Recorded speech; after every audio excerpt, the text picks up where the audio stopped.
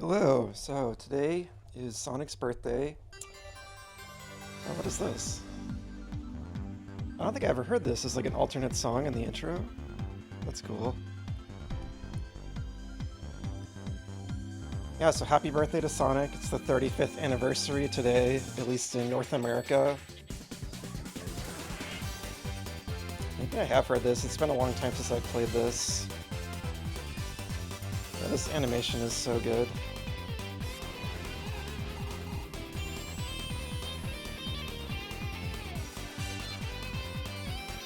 Yeah, I don't know if I ever heard this variation. That's cool if you wait a while, a different song plays. This is so good.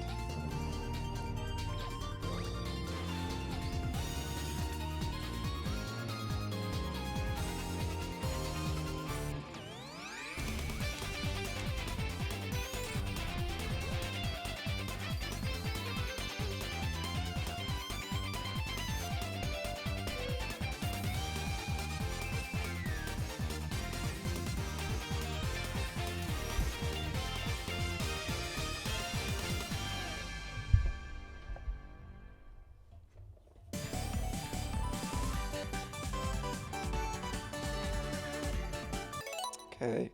Man, I'm always just... Every time I played through this game like a ton of times. It's been a little while now, a couple of years I'd say. I'm just always struck... Oh, you got my name in the corner. I feel like that's new. Yeah, I'm just always struck by just the quality of the animation and the music and like the whole like presentation. There's just so much personality. Yeah, this is just, it's such a wonderful game. Okay, so I think I'm gonna just play my completed file. You can see all these full playthroughs I've done of this game. 50 lives as Tails, I don't know what was going on there. Probably because I like explored the levels a lot as Tails. But yeah, I'm not gonna do the special stages. I'm just gonna do like straight just play through the game. I do love the special stages in this. They're probably my favorite of any of the Sonic games. These in Blue Sphere. But yeah, it does skip the cute little opening cutscene with the hard-boiled heavies, which is unfortunate. But I just want to have like the full experience with the real final boss, even though I don't really like the real final boss, but I want to give it another shot. See if my feelings have changed at all, so... Yeah, so today's the 35th anniversary. This game is like a celebration of Sonic, pretty much. That's always how I've looked at it, so I thought it was really appropriate. And I just streamed Sonic 1, 2, 3, and Knuckles a few weeks ago, so I was in the mood for this. So yeah, let's just, let's see here. Yeah, that's fine. So let's jump in.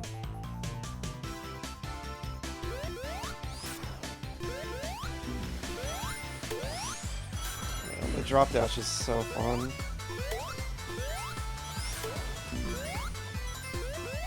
I was thinking maybe I should have done Sonic alone, but we'll bring Tails along. Why not? I love how you like bounce off an enemy and then you go right into a drop dash.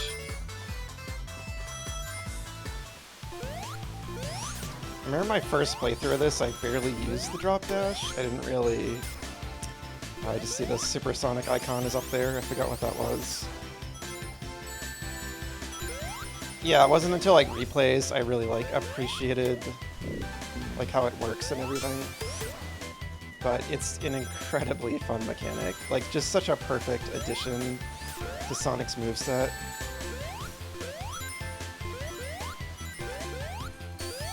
The music remix, T-Lopes did such an incredible job in this game. I was watching some of that Sonic stream earlier, like Sega's live stream, and he was like DJing like all these like remixes from the series. It was really fun.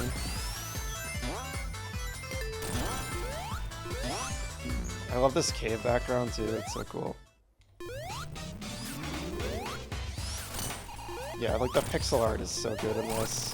Again, a lot of people say it's like kind of what a 2D Sonic would be like on Sega Saturn, had they made one. But yeah, this game is incredible. It's, like, level design-wise, it's probably the best of the 2D Sonics. It's kind of in contention with Sonic 3 and Knuckles for me, which I did replay the other day. I like a lot of what Sonic 2 does as well, but even just like in that first level, it's so fun. The way the levels flow is just really nice. I love the background here too. It's really cool seeing, so like Sonic 3 and Knuckles is the biggest, I feel like. You know, it takes cues from all the classic games, but 3 and Knuckles is really kind of like what this game is based on, mostly. And the way I kind of took that game's concept of having two distinct acts with their own aesthetics and variation of the music, and applied that to like a bunch of zones from Sonic 1, 2, and CD that we kind of never saw got that treatment is just really cool. Like, it's so cool to see like an alternate Green Hill, like second act like this.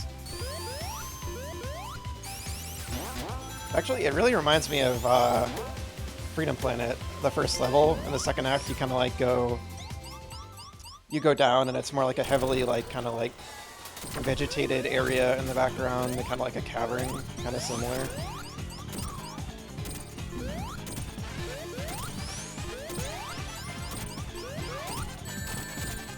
Oh, Tails got him.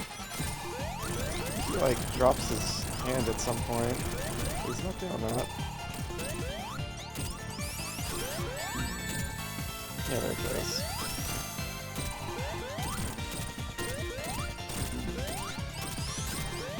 Obviously a fun little twist that the big bad Death Egg robot is the first boss.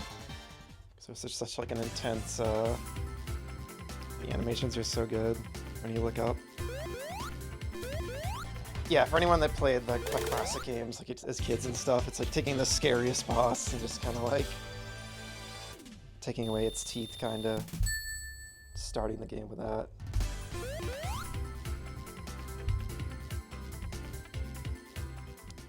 And then we get our little interstitial cutscenes like 3 and K had too. So yeah, the reason like I still would say like I prefer 3 and K to this, mainly because it's, you know, it's the original and it's more of like a connected story, and it's more of a cohesive adventure. Like, they make an effort to stitch the levels together with a little story like that, but it's still kind of like, it's just a magic gem that's transporting us around. So I kind of view this game more as like this giant party just celebrating just everything that made the classic games so great and so special, and really like the whole series and like the fan base. And like, I think as that, you know, it's wonderful. It's an absolute blast.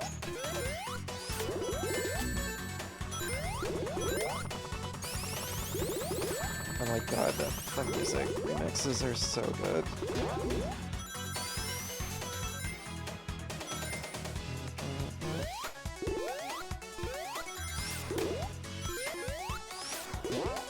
Sonic is like so bright blue, because I just played the Genesis games, and like in comparison, like he's very like bright blue in this compared to those. But I don't dislike it. Oh no.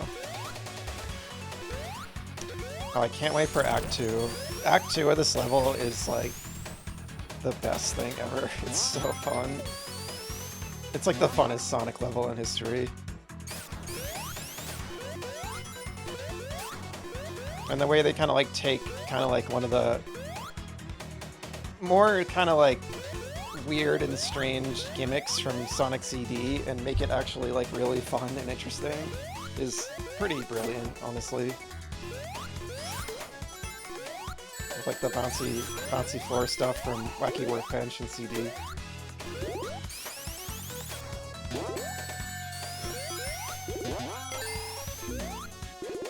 Area this part? Yeah. Of course, they had to keep this part in.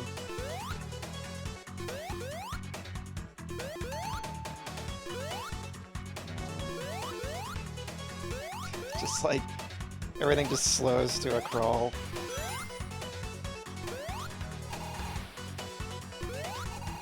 Tails is dead, of course, as always. Playing with Tails is just really funny to me. He's just always getting into trouble off screen. Oh. You gotta trust the level design, it will guide you.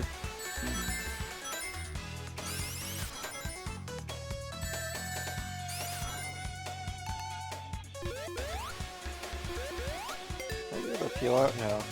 So you can select at the menu, you can choose to do like the super peel out from CD, or the insta shield, or the drop dash. I honestly think the drop dash is the funnest of all those moves. I just think it's such a fun addition. Though I do like the insta shields from 3 and Knuckles too. I might die here.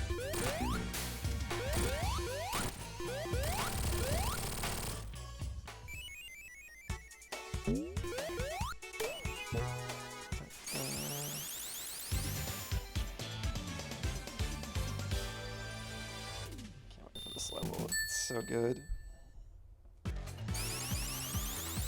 And so like mostly Act 1 is like Act 1 and 2 from the original like Sonic 2. And then Act 2 is when like it's pretty much totally original like level design. Like they just totally do their own thing. Which is great. Oh my god. The way, like, all the gimmicks just, like, flow into each other in this level is just, like, perfect. It's just so good.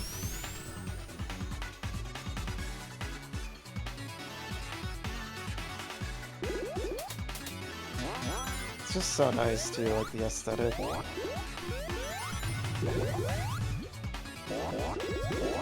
Oh, Tails! See, that's why Tails... So that's why I was like, I kind of had second thoughts about bringing Tails, because he kind of messes up the level design sometimes by like doing stuff like that.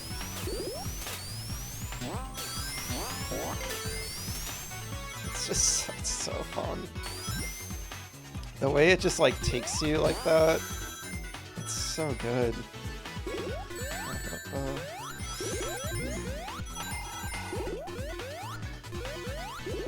I feel like the music just, it fits the way this level feels so well. It's really like I feel like it's the way, like playing this level feels like playing the animations from Sonic TD, right? Like the ending animation when Sonic's going through all the levels, and like, I'm kind of like, oh, I kind of wish the game was like that fun and cool. This level, like, it like actually like captures that feeling.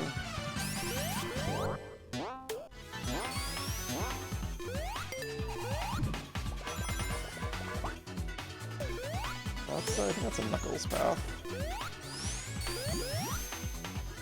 And it's not that, like, obviously the other Sonics, you know, they have that as well, to an extent. I just mean, like, that's just what I'm thinking of right now. Like, it just, like, fully understands what makes Sonic's unique, like, design just so fun.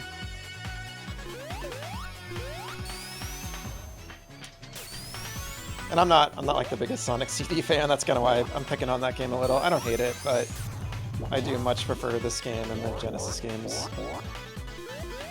CD's kind of grown on me over the years. It has a cool vibe. I just don't think its level design is up to snuff.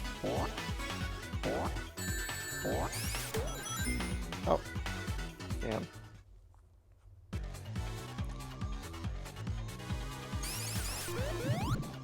I love on the background too. You can see like all the tubing and everything.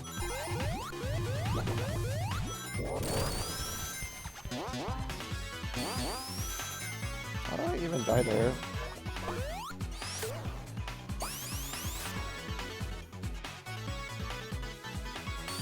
So yeah, in Wacky Workbench, there was like the whole level was like a bouncy floor, and it just wasn't really that fun. It's just kind of a weird gimmick.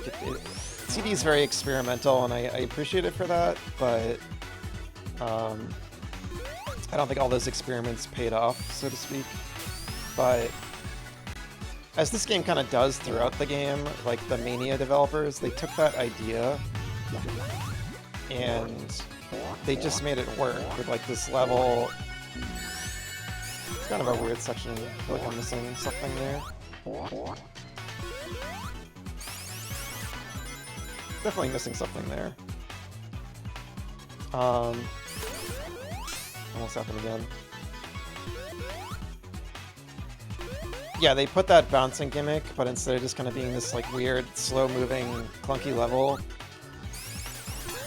they made it like flow together with like Chemical Plant, and it fits in so well with the theming too. It's great.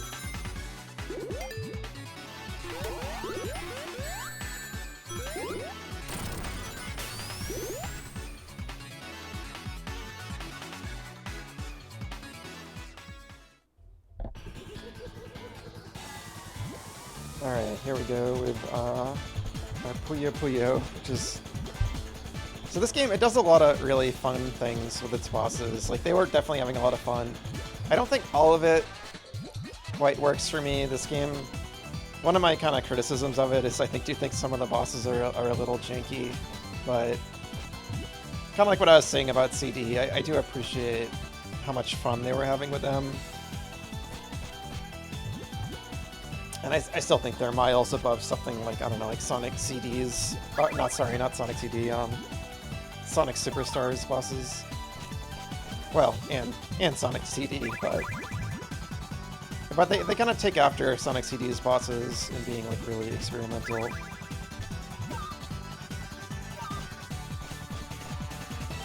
They definitely were like, I was thinking like, I think 3 and K is the biggest kind of basis for this game, but they were definitely taking after like all the games. Yeah, I'm not like good at this game. Robotnik is thankfully pretty bad at it, even worse than I am, so. Or Eggman, I should say.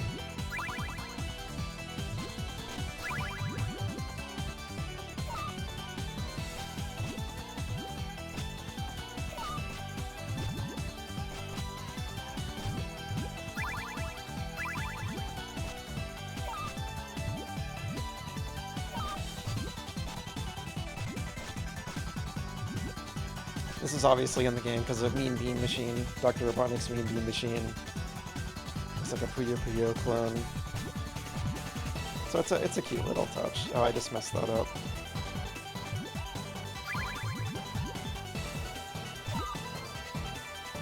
Alright, should get this. Alright.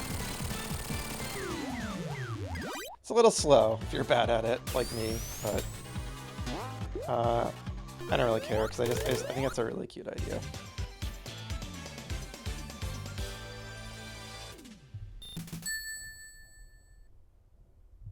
It was interesting there's no, like, Phantom Ruby transportation, so Studiopolis is on West Side Island, I guess, which is kind of weird. It's always weird, there's, like, these kind of natural islands in Sonic's world, but there's all these, like, strange cities and, like, techno-metropolises on them as well.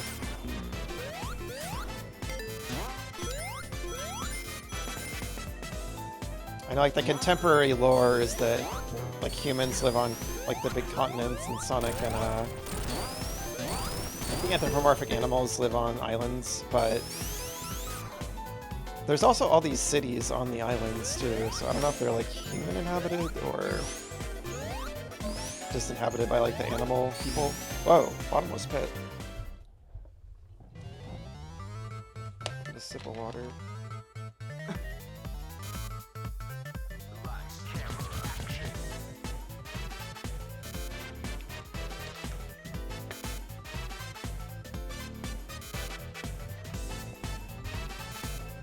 I feel like this happened when I stream the Genesis games too. I'm just dying in weird ways. I like never died before in this game. That's what happens when I stream it for the first time. I don't think I've ever fallen into a bottomless pit in this whole game, maybe? Never mind in this level. I didn't even know there were any bottomless pits, I don't think. It's kind of funny. Got that Sonic Spinball sound effect there, I love that. They pretty much reference everything in this game. Every little Easter egg, every little bit of like trivia from like Sonic's past. Where are we going? I want to get back on the high path.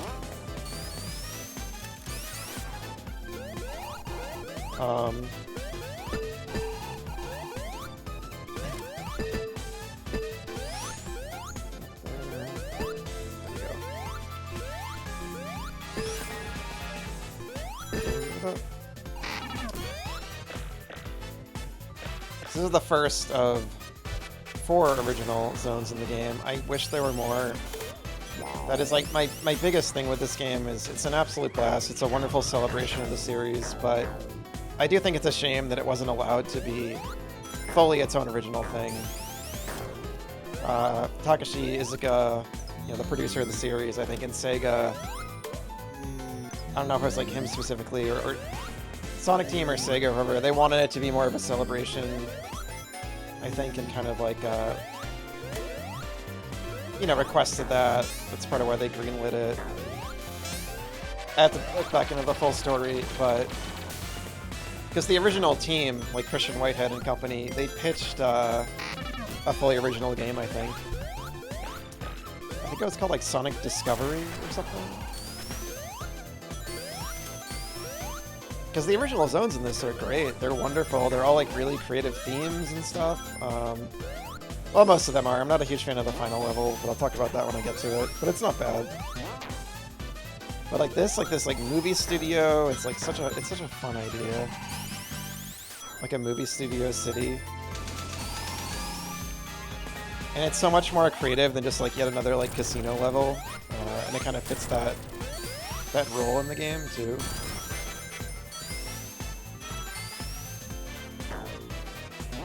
So yeah, I think if this game was fully original, it might have surpassed Sonic 3 and Knuckles, right? If it had been that. Because that's my main like sticking point with it, is it's just not quite as special as kind of like the classics that inspired it. Because it is ultimately referencing a lot of things, but I think like with that, the task they were given, they nailed it, right? Like that, remixing all these like classic levels while adding in a few new ones. They did like the best job they possibly could, basically. And it's still one of the best Sonic games ever made. Like, absolutely. This boss music is really fun. This is one of my favorite bosses, actually, this one. And once again, they're taking a concept from a past game, Sonic Advance 2, where they're constantly running. And this is probably funner than any of the bosses in Sonic Advance 2. So, yeah. I just think this team like looked at Sonic and they looked at like what worked and what didn't work. And they just made this like ultimate Sonic game, pretty much. And then yeah, like I was saying, they reuse zones, but like the second act of every zone is still like a fully original like idea and like gimmicks, and it's like the same like theming and aesthetics, but the design is like all new, and all the bosses are new, or at least most of them are.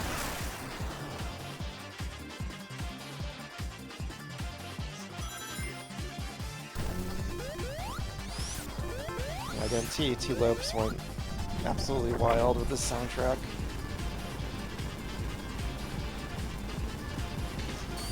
I feel like I can tell it's like, I feel like he really like, had like a huge chance to like compose this soundtrack. And I can tell he like poured his heart into it because it's amazing. Both the remixes and the new stuff.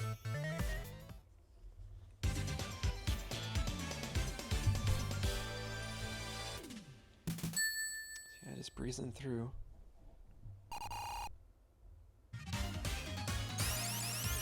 Right, I forgot. Still a second act. I was thinking that was right at the end of the zone. stock's always been kind of weird to me thematically. It's like we're in a theater now, I think, like a movie theater. But there's also like kind of TVs in the background. I don't know. I've never been kind of quite sure what's going on with it.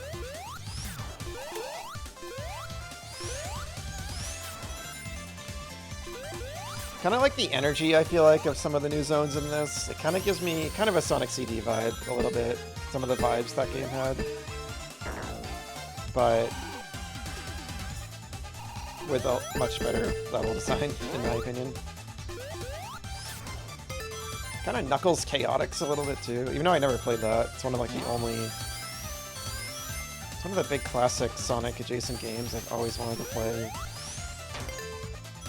I wish they'd it's just never been re-released on anything, and I wish they would. That's a really fun gimmick. The way it really captures that, again, those old animations like Sonic CD and just, I don't know, maybe some of the old cartoons and stuff. The way it just like ricochets you around and everything. Like the opening animation of this game, like the levels, like they really actually kind of feel like that, you know, and it's so cool. What are these?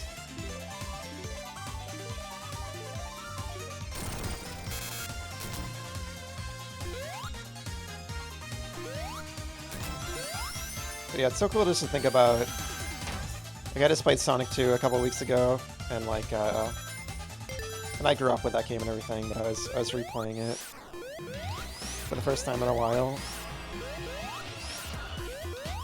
I could just go super and beat this boss, but I keep forgetting I even have Super Sonic.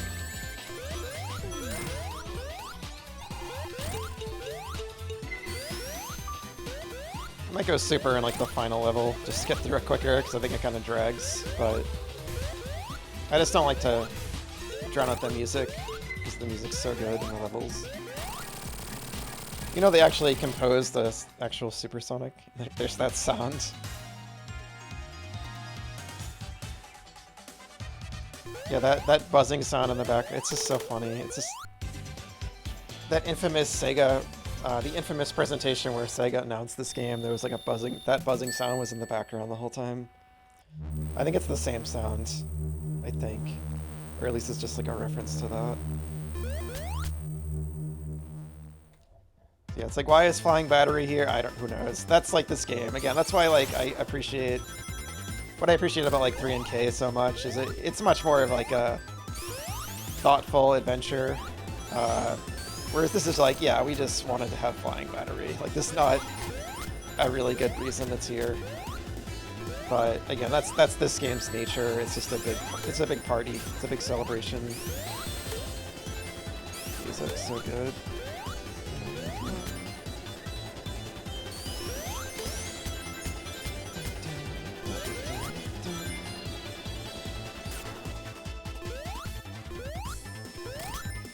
And the remixes, like, they're not too far off from the original songs, but yeah, just what T-Lopes did, just it really like spices them up, and they're just so like energetic, and just did such a good job.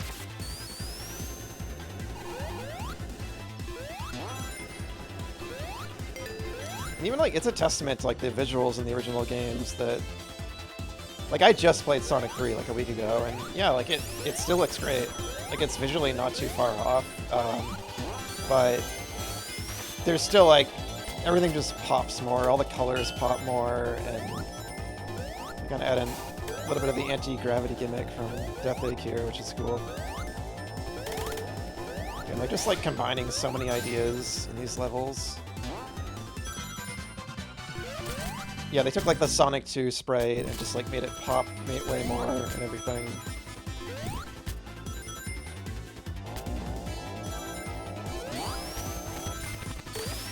So fun, so fun. And the way these levels just flow together is incredible, and that is like, you know, I imagine that's incredibly hard to do. to make them work. It must have required so much like testing and everything. Because it feels like almost effortless in a way, but yeah, like I imagine it's very difficult to design like a good Sonic level.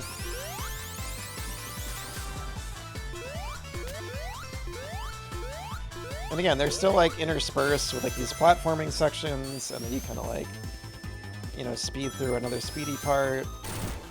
So again, the way they blend those two together and stuff is like that uniquely 2D Sonic kind of style of design that like no other game really does, except the games inspired by Sonic, like Freedom Planet and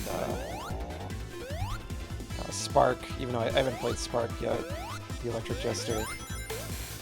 That's one I still gotta get to.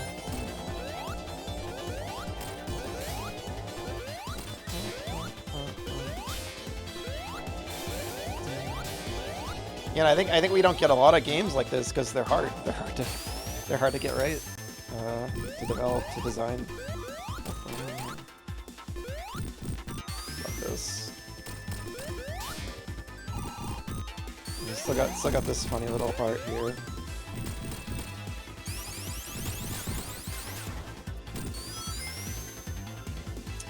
Can't remember what the boss is for this. Oh, I think I remember what it is actually. And we got like the designs for the boss of this level later on, which is cool. Yeah, and they took Flying Battery and they give it like this junkyard aesthetic in Act 2, which is kind of cool. I feel like there weren't a lot of junkyard themes for levels, or any, like the classic Sonics. I'm trying to remember. I feel like that would have been a very fitting theme with like Eggman's whole deal. There's a level like that in Freedom Planet 2. It's one of the best levels of Freedom Planet 2 that I'm thinking of. Like that kind of deal.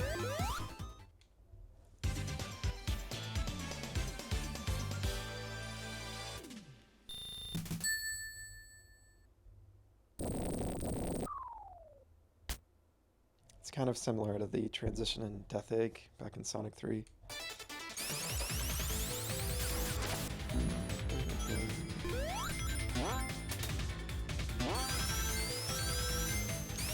The background's similar here to Act 2 in Sonic 3, but again, the sprite art and stuff, everything just pops like so much. Like the egg capsules in the background there. Just looks incredibly nice.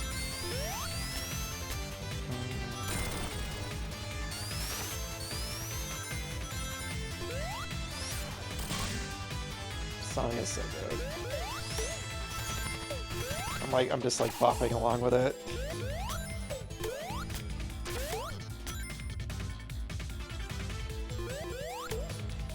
Let me put in these enemies from Sonic 2, Wing Fortress. And like the storm starts and like the guitar riffs start kicking in. It's so good. This is pretty much my ultimate feel-good game. Like, I don't think any game could just bring me as instant joy as much as this game, maybe. Or at least one of them. I mean, there's several games like that, but it's just like instant good vibes.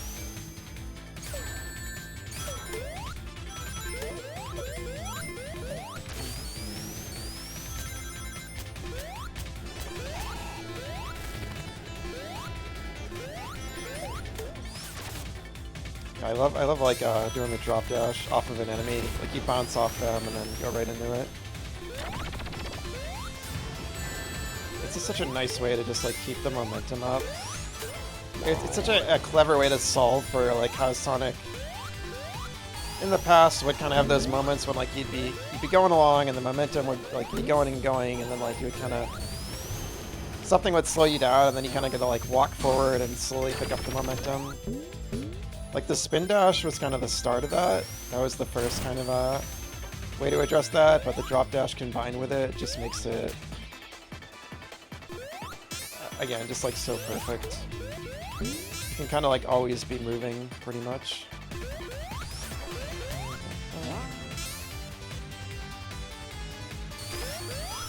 These junk pits of... Yeah, see, it's cool. It's like a...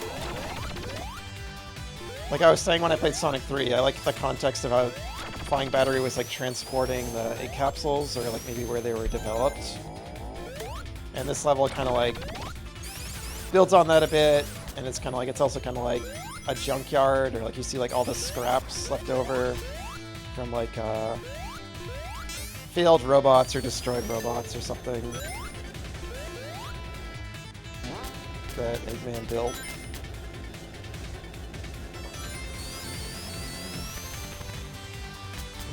Oh yeah, then we got that guy from the little like mole that was driving the Flying Battery in Sonic 3. Uh-oh.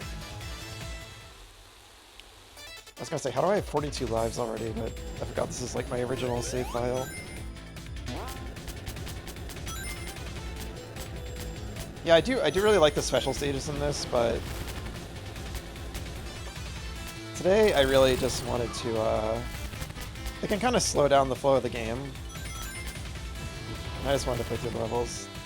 I remember getting stuck here, I think my first playthrough. Yeah, this part's kind of weird.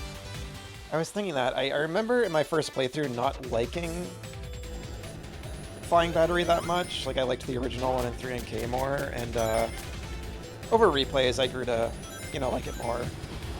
But I think it was parts like this that kind of gave me that feeling. Like, again, by and large, I think it's over there. Yeah, it's just a little unclear there. And the level design, by and large, is fantastic, but there's a few little parts that are a little weird, like this.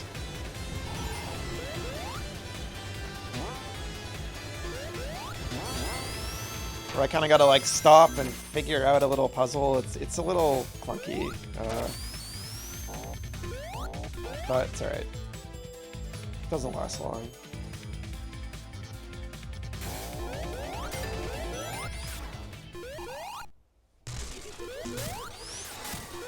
And then we have this is like some funny fan art. It's like Eggman upside down, but there's some fan art there that kind of like interpreted the sprite art here of Eggman upside down. It's like his like niece or something.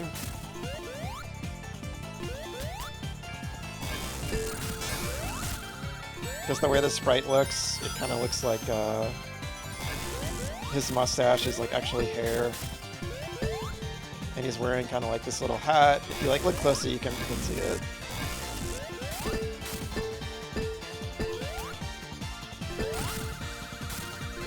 I think Tails just did that.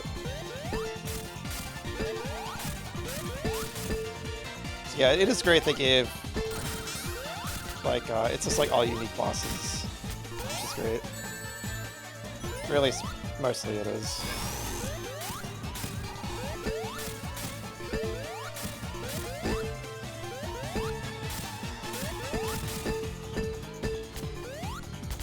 Yeah, this is kind of like, this is definitely not, I still think this boss is like a cute idea, but it's the kind of thing where it like, it's a little janky, you know, it kind of like, be a little clunk. It drags on a little longer than I would like, but it's still a fun idea. It's more some bosses later in the game that, there's one boss in particular that like slowed my first playthrough to a crawl, which is the original Metal Sonic fight. And they replaced it, which I'm glad they did. It's a little too easy now, maybe, but I don't really care. Because it was really clunky originally.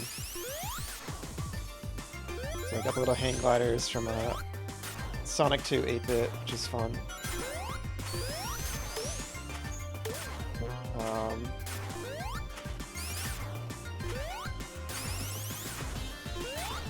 So this level, I think, is it's one of the ones that I didn't know about it at all when I first played the game, which was fun. I think Mirage Saloon and Studiopolis obviously were heavily advertised and so on before the game came out, but I got here and I was like, it was so exciting, so I was like, oh my god, finally another original level. I'm like, I have no idea what it is.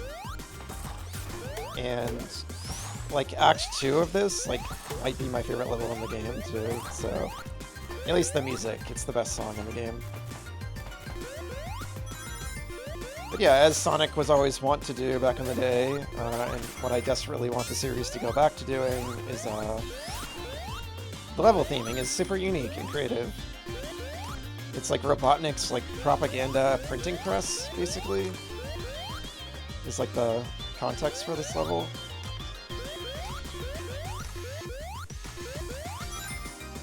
So like this is the kind of stuff that I guess he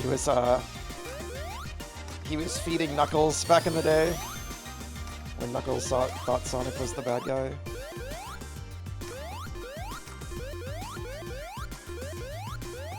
It's like Sonic is actually polluting the environment, not me, or something. I don't know what he's saying. I don't know why anyone would believe what Eggman is saying at this point, but they got the little bunnies, I forget their name, but they were a scrapped enemy, I think, in Sonic 1. Of course, because this is Sonic Mania, and it's celebrating everything, it brings them back. Which is fun. Those little, like, they took, like, a conveyor belt gimmick, but fit it into, like, Sonic's momentum design. And, yeah, the way they, like, catapult you upward is really fun.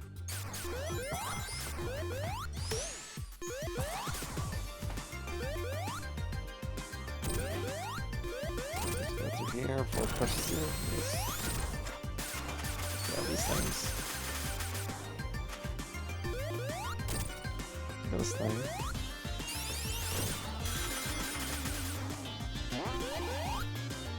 Yeah, you can see in the background, I want to, like... it's hard to... Yeah, you can see, like, Sonic's face on the newspapers. So again, maybe Eggman's printing them around, but not saying that they're made by him or something. I don't know. Or maybe it's, like, for his, like, robot army or something like that. I don't think it actually matters, but it's fun to think about.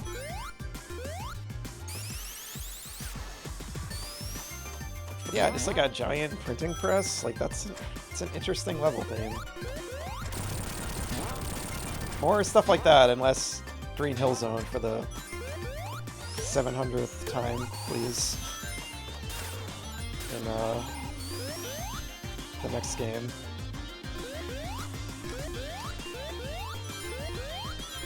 That's why, I'd be really curious to see like what else they would have come up with if the game was fully original, but yeah, it's the kind of thing where it's like, I would ultimately have preferred that, but at the same time, they did such an incredible job remaking all the levels and remixing them that it is kind of a mixed feeling thing, because like, at the same time, I am glad with the game we got. As someone who adores all the classic Sonic games and everything, so, I don't know. Nowadays, I'm just grateful this game exists, because the team went on to make Penny's Big Breakaway. Evening Star is the developer, and that's great. I haven't checked that game out yet. I watched a few streams, and it looked really fun, but this boss is so strange.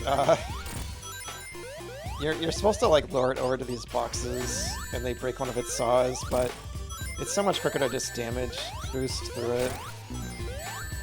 So this is one of those bosses that I think isn't really well designed. It's just kind of like weird and janky. Because if you fight it the way that it's intended, it's incredibly slow and not very fun and just kind of weird. So yeah, there's just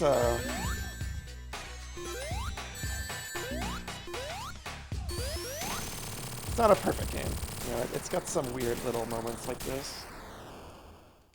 But luckily, it's not like Sonic Superstars where you're stuck on it for 5 years. It's like not a big deal. Because now we're at like the best level in the game, and I can't wait.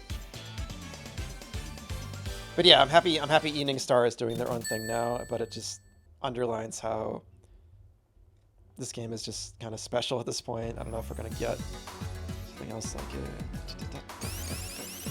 So look at this background. Look at the animation on the trees. You can hear kind of like crickets in the background, I think. It's so gorgeous, and this music is so good. It's just kind of like this snow-covered, like kind of like cherry blossom forest, like outside the printing press. Obviously, Eggman built this big factory in this beautiful natural location, like he does. And yeah, I freaking love this level. Like, this is the main level where I'm like, man, I wish I would have seen like what else the team would have come up with. This part of the song.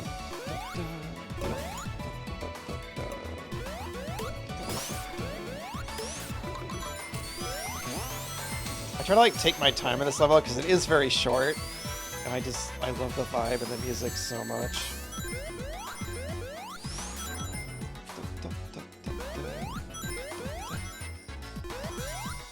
It's like a big bridge over the river in the background.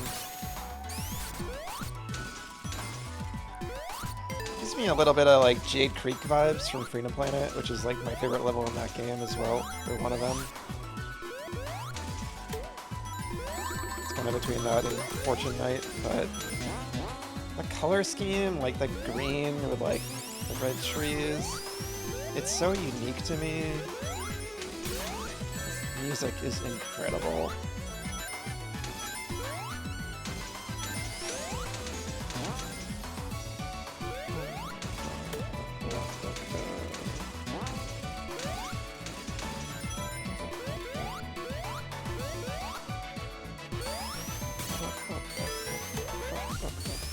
No, don't ruin it. Bring me my music back. For one of these fun half-pipe sections. Am I supposed to break through that?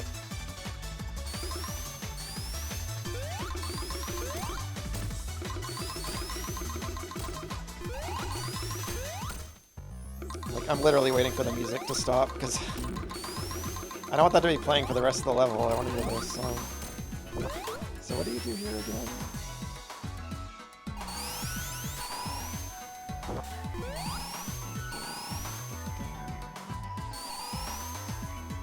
Go up here and then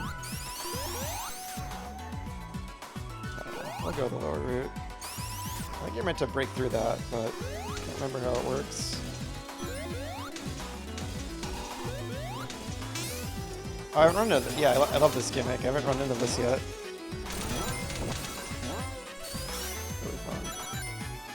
You really capture like the feeling of like lack of control, but like you are still in control. There's like a balance of that that's really fun, which is like a very Sonic type of thing to an extent. This is a gimmick from the boss of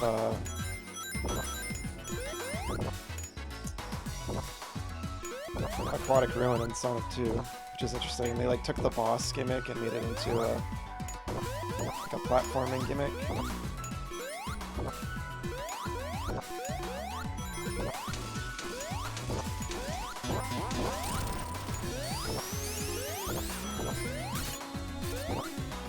Yeah, this part's fun.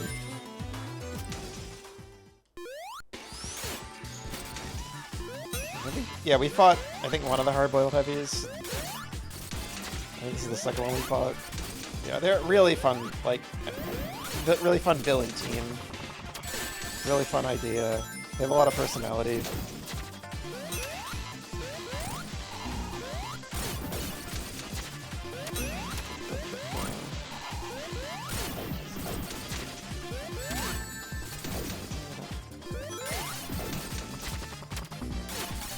Throw out the little Asterons from Metropolis Zone.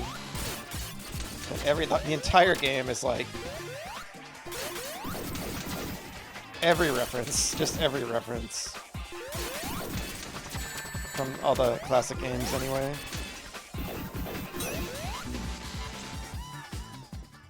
I forget like the gimmick to this boss. You kind of can't attack it directly.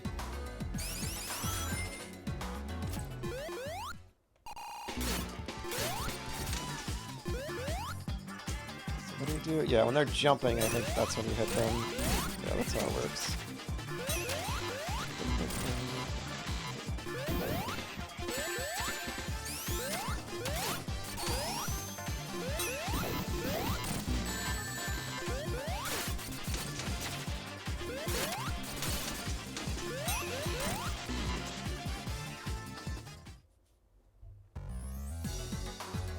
love the start of the song, that little it's just an incredible composition.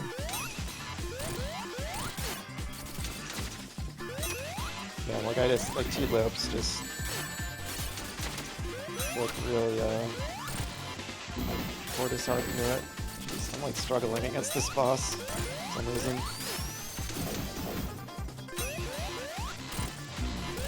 There you go.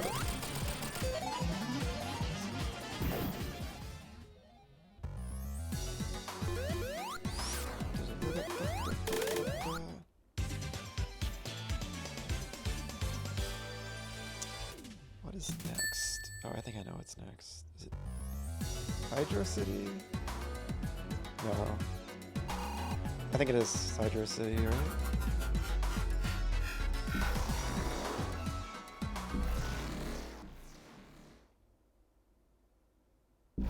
Oh no, it's Stardust Speedway already. Okay. Okay. Alright, I'm gonna take a break and I will be right back as soon as I can. So yeah. Alright, I am back. Let's continue the Sonicking. I love this level in this game. This is like one of the only... I don't know, because I still appreciate the original levels, even though I think they did an incredible job remixing them. I feel like this is like one of the only levels I can kind of definitively say I like better than its original incarnation. They added in the yo-yos from Marble Garden, which is cool. They like fit in here. But as I said, I'm not the biggest Sonic CD fan. Stardust Speedway is one of the better levels in that game, but I still think it's kind of just like okay. But yeah, they took like the past version of it and made it into the first act, and like I love the music remix. I've always loved the vibe of past Stardust Speedway. I love just how like lush, oh my god, make it stop, make it stop. I love how lush and green it looks. And yeah, I don't know, I just think like they made it into like a really fun level. And you still got like a little robot generator to destroy, which is fun. They like this gimmick, which is cool. Yeah, they really like lean into like this overgrown, kind of ruined highway vibe, which is like, again, such a cool theme, right? Like that's what I love about these classic Sonic games and like the fan game scene. There's always a lot of really cool like level themes in those games as well. And like it's what I love about like Freedom Planet and I remember like the Sonic before and after the sequel games back in the day had a bunch of like really unique level themes. I never really played those myself, but I watched some playthroughs way back when. And that is what I love, you know, just getting away from like conventional level themes and stuff like that, and showing me something I've never quite seen before, like a unique vibe or like aesthetic or location.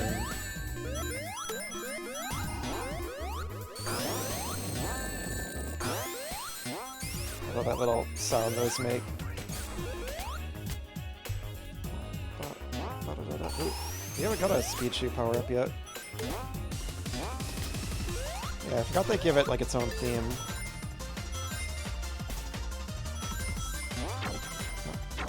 Look at all this, those look awesome. The sprites on those big spiky balls. Damn.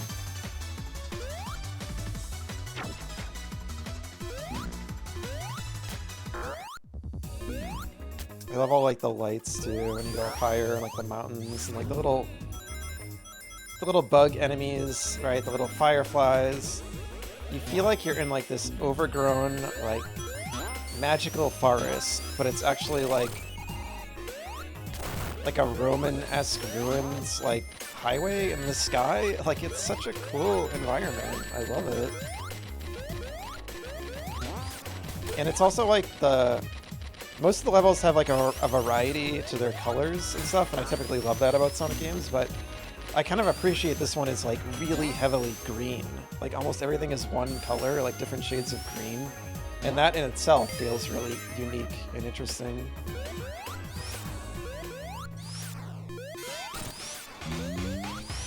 But yeah, I often like think of that level when I think of Sonic Mania. It's just a vibe.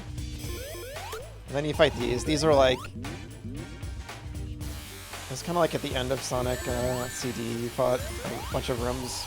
Went through a bunch of rooms full of these. And they're also in like the animation at the end of that game. A really cool animation where Sonic fights them all. And I kind of feel like that's what this boss is leaning into. Because I think everyone kind of like remembers that animation.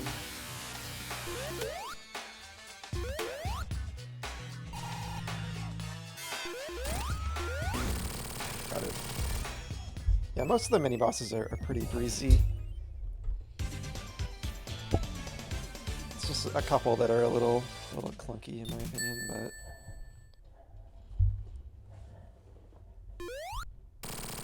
Destroy the robot generator or transporter or whatever it is from Sonic CD.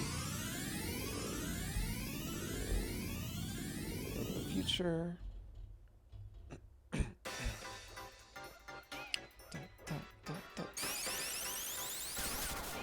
This is like the, I think just like the present aesthetic from CD, which I don't like as much. I always thought the colors were a little glaring, like the very bright purples, but mixed with the yellow. But I still like it, you know, it's still fun. And the level itself is fun to play. Like pretty much every level in this game. And the only reason I say pretty much everyone is just because of the final level, which I'm not a big fan of. But again, it's not like it's bad or anything. I just think it stands out because it's just the least fun part of the game. And not in like an intentional way, kind of like that I appreciate about levels kind of like Scrap Brain Zone and stuff. I was kind of talking about that when I streamed the original trilogy a few weeks ago. Those levels feel really scary and threatening and like can be kind of miserable in a way, but I think it feels intentional. It feels like it's meant to be really threatening. The final level in this is just kind of a slog, in my opinion. That's kind of what I don't like about it. But we'll see if my feelings change.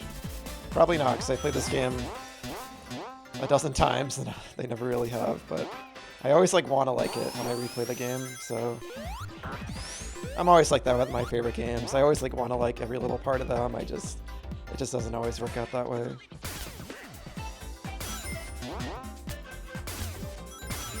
The way those you ricochet off those into these like really fast highways is so fun.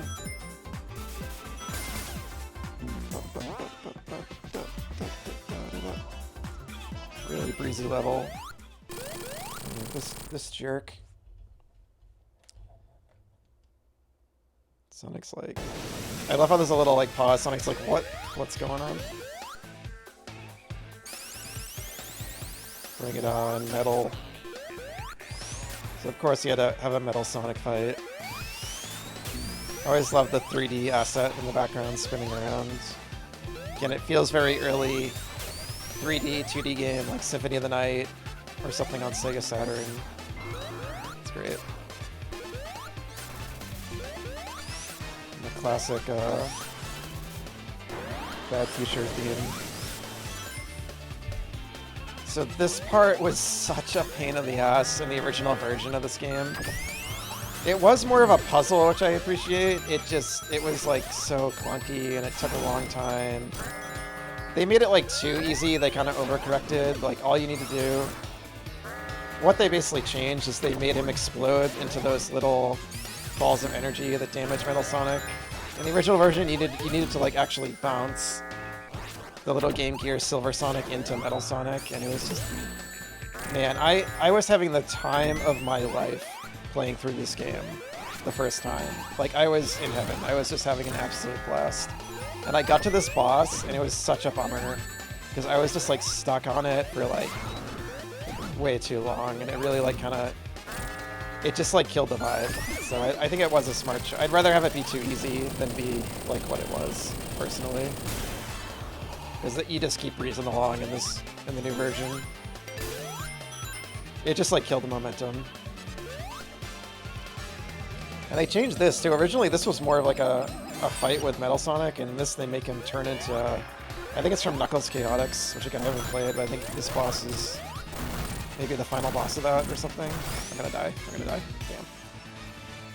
Damn. But such a cool looking. The art on that boss is so cool. The pixel art, it's amazing. So yeah, I don't mind the change. I kind of wish you had like an option to still play the original version of the fight here. Because this part of the fight I did like in the original. I still thought it was pretty fun. It was a little more simplistic, but there was like a big spike wall chasing you and you were just kind of fighting Metal Sonic one-on-one.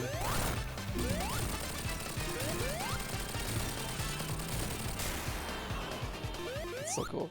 This part, I hate this part. It's so ridiculous. Like, they would have been able to just grab the ruby. Doesn't make any sense.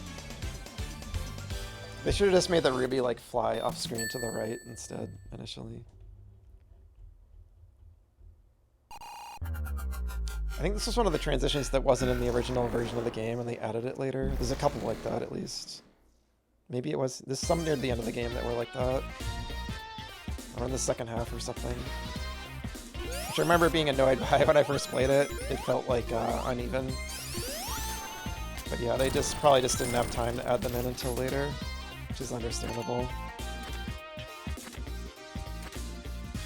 I think their choices of level, the ones they remixed, I think across the board it's pretty good. I think like the only ones I would have loved to see them remix are Ice Cap Zone and Starlight Zone, because those two and Lava Reef are my three favorite classic zones in the series.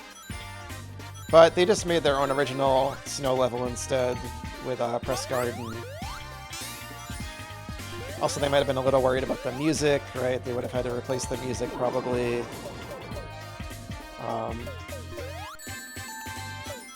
Because of the whole, like, you know, legal mess that Sonic 3's caught up in because of Michael Jackson being involved with the music.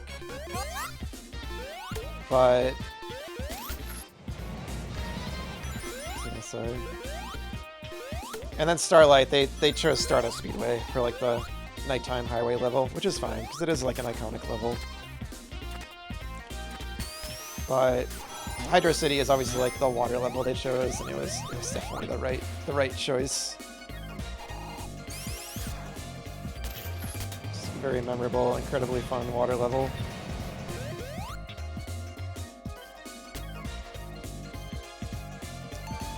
Then, like, obviously they went with Green Hill, you know, like, obviously I'm tired of Green Hill these days, but it, you know, they had to have Green Hill if they were going to do this kind of game.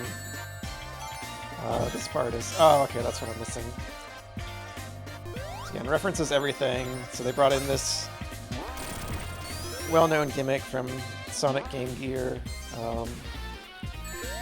Triple Trouble? Or is it Sonic 2 8-bit it's from? I think it's Triple Trouble. Could be both, honestly. No, I think it's Triple Trouble, because that has the aquatic plant level where you fight Knuckles at the end. And in Sonic 2 8-bit, it's like Aqua Lake Zone or something, I think is the water level in that.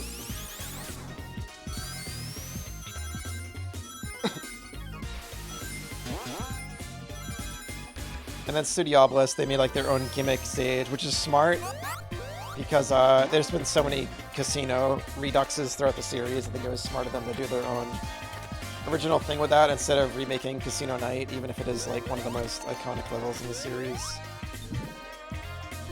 Flying Battery, the airship trope, which is like a classic Sonic trope, so they probably wanted to have that in there. And that's like just a really fun level from 3. And then Press Garden, like they wanted to do their own spin on like kind of the ice level, so to speak.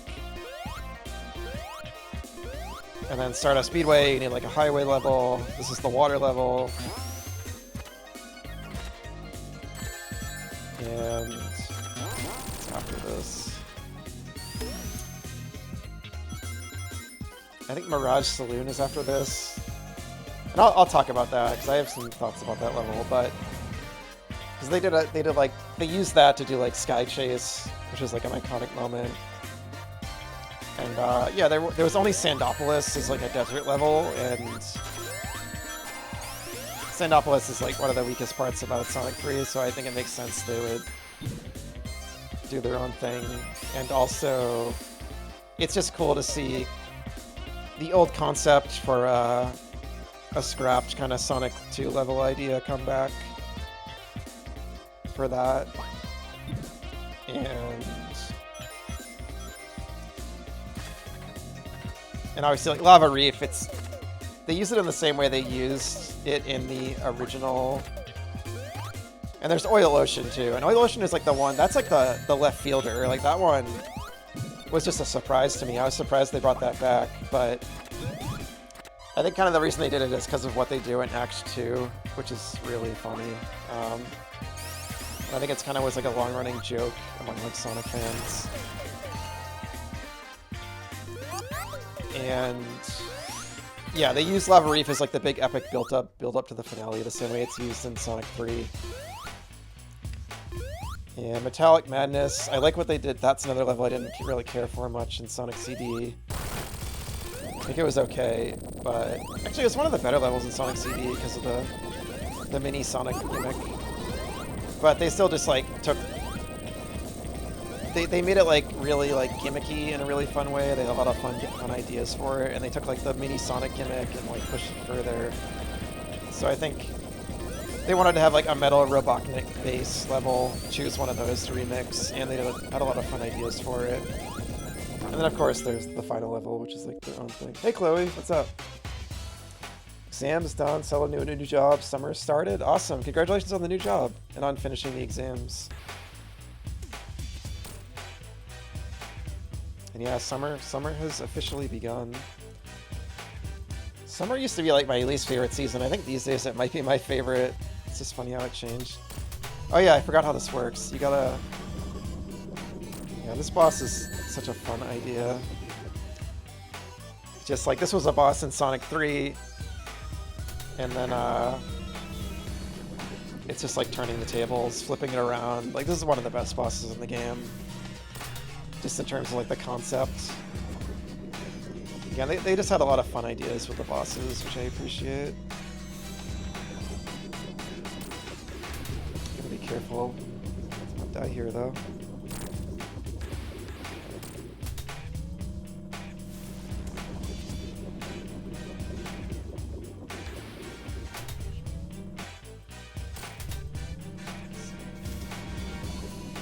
Also, good morning, Chloe, of course. I forgot to say good morning.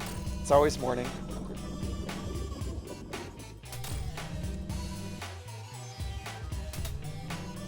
Shit. I'm having a rough time. I never had this much trouble with this. I keep getting the bombs. I don't like time it right.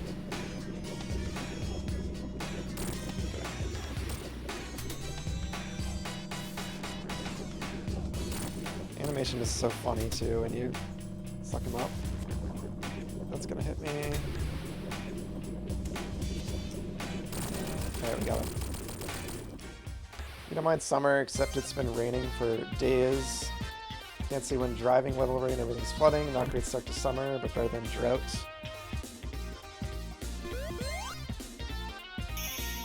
One hour till it's an appropriate time to sleep.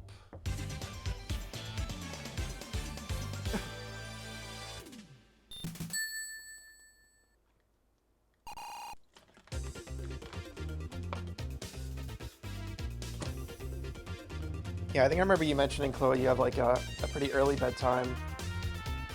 I've always been a huge night person. I've always kind of liked staying up late. The remix in this level is so good.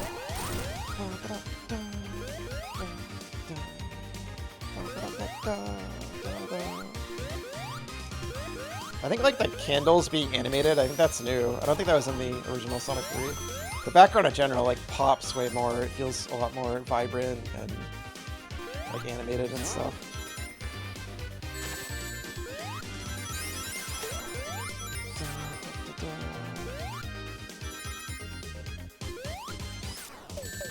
Yeah, again, it's the original Hydro City Zone theme is amazing, but I think this is still like one of my favorite remixes. They just, again, T-Lopes just made it like pop all the more.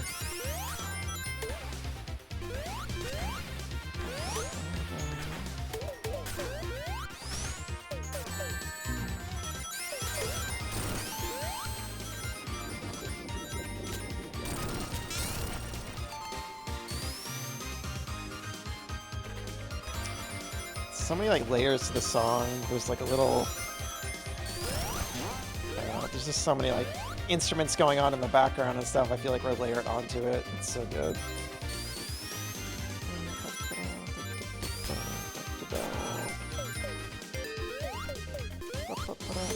I love doing that. Going right into the drop dash.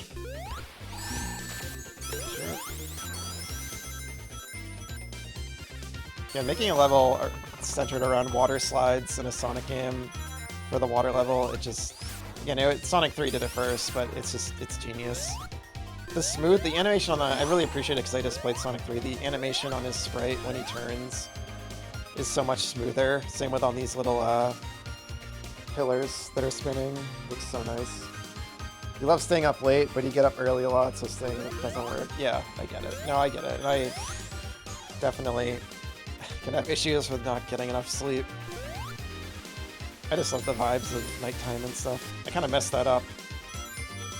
I went forward too quickly, so I wasn't going as fast as I could have been.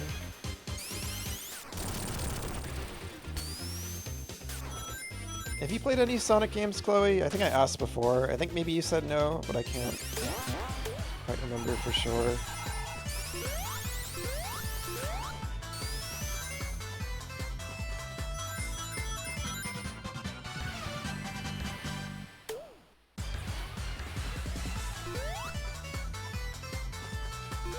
Should probably use Supersonic at some point.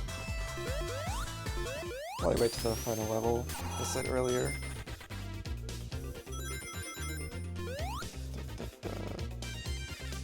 I usually roll into a ball when I go down the slope, but sometimes it's fun to just go. You haven't? Yeah. Yeah, I thought you said you haven't. Well, if you were gonna this game, Sonic Mania is one of the biggest ones I'd recommend. I think it's really like accessible for like people who aren't familiar with the series too. It's just incredibly fun. It's one of the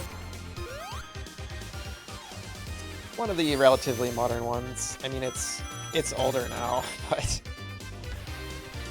obviously it's newer than the other ones I was playing. But it basically like remixes all those classics I was playing the other week in a lot of fun ways. But it's definitely one of the better games that's come out in the last several years. Another weird idea for a boss here.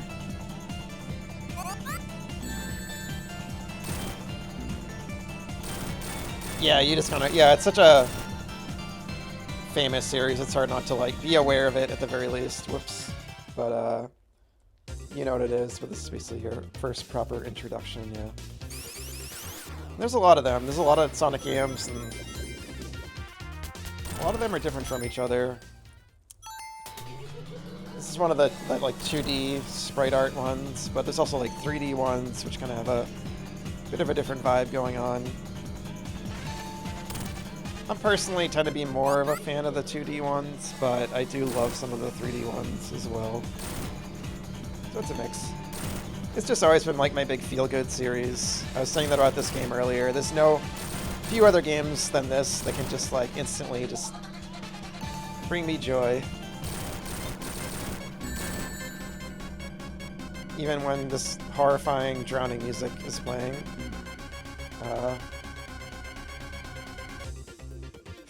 Like I said that at like the worst time when I'm like drowning and dying against the boss.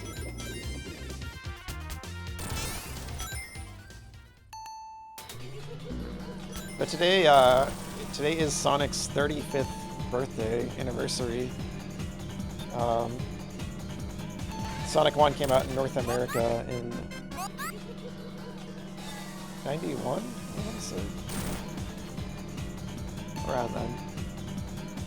I mean, I could do the math, but I'm bad at math, so I'm not going to do it on the fly. But yeah, that's why I'm playing this. This game is kind of like a celebration of Sonic in a lot of ways. So I thought it was appropriate for today.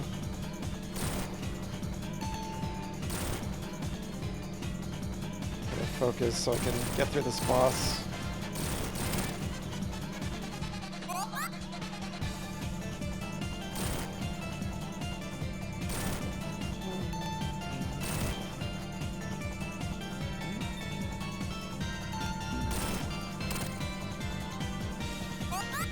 Yeah, it's an interesting boss because you gotta hit it with these, and then you get air when you hit it from the bubbles. So I like this one. I think it's a pretty cool idea. And then it feels like fast moving. Yeah, happy birthday, Sonic.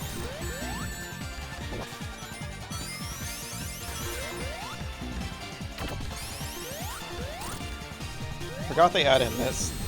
So I think this is so far the first of the... Well, no, because there was the Death Egg robot in the first level. I'd have to think back. I think this is the first one besides that that's technically like a reused boss from one of the older games. But this is the first one, like the Death Egg robot in Green Hill Zone. It's like it was like a new fight, like a new version of that boss. I think this is the first boss that's like, this is like just like the fight in Sonic 3. There we got it.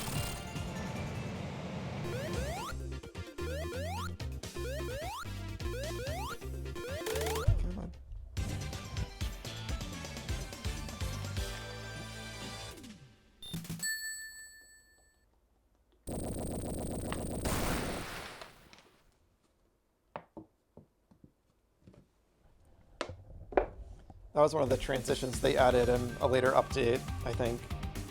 And it's kind of weak, honestly. Like, they just get out of there, and now they're on a plane. Again, I wish the level transitions were better in this. I think they're better in 3 and Knuckles. And some of them in 3 and Knuckles are kind of weak, too, arguably. But, again, it's just an excuse to kind of have all these different levels from different games. And this is a new level. This is one of the other new levels, but I love how this looks. Like the pink like highlights on like the mesas in the background. You know, it's got like that like Western kind of like Western US aesthetic. And the music on this level is amazing as always. But I was always kind of bummed that the first act of Mirage Saloon is just Sky Chase. Like, it's just kind of Sky Chase with a different background. And I think that feels like a waste, because it's one of the unique zones in the game, and that kind of sucks that a whole act is just taken up by Sky Chase. So it's kind of like 3.5 new zones instead of 4, actually, in a way. Maybe that's unfair to say. Like, the layout of it is different than Sky Chase, but they did give Knuckles, when you play the Knuckles campaign, he has a unique Mirage Saloon Act 1, so that's good at least. So they did have like a full level in the end. Yeah, like the time of day it changes, which is great. It's like those pink highlights I was talking about kind of fade away. This part's cool though. It is like a cool like set piece level. I love the image of Eggman tooting the horn.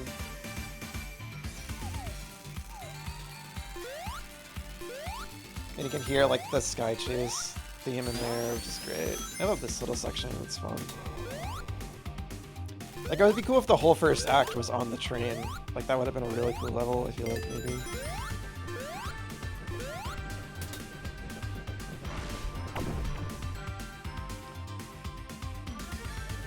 And then, of course, the whole, like, aesthetic of Mirage Saloon, at least in part, is based on...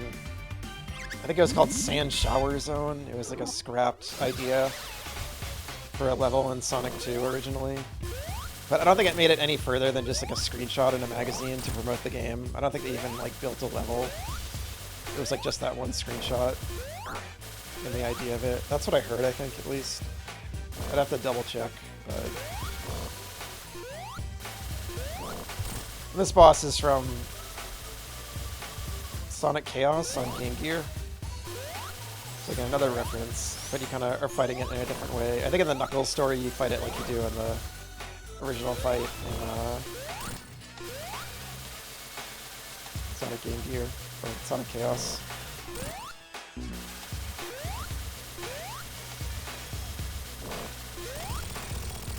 It's a pretty fun fight. It's a little awkward because of the perspective, but it's alright.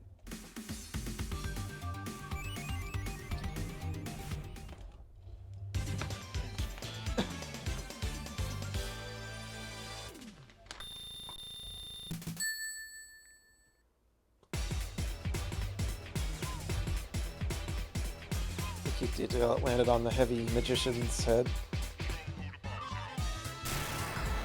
And Bean from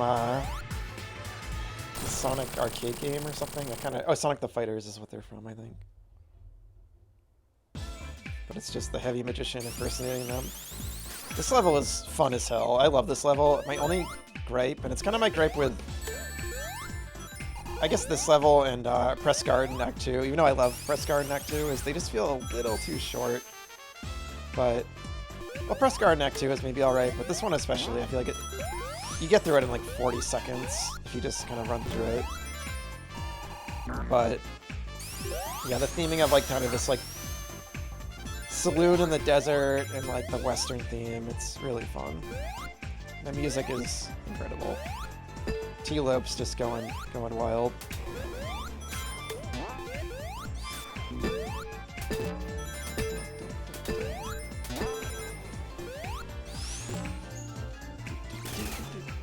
Snapping in the background.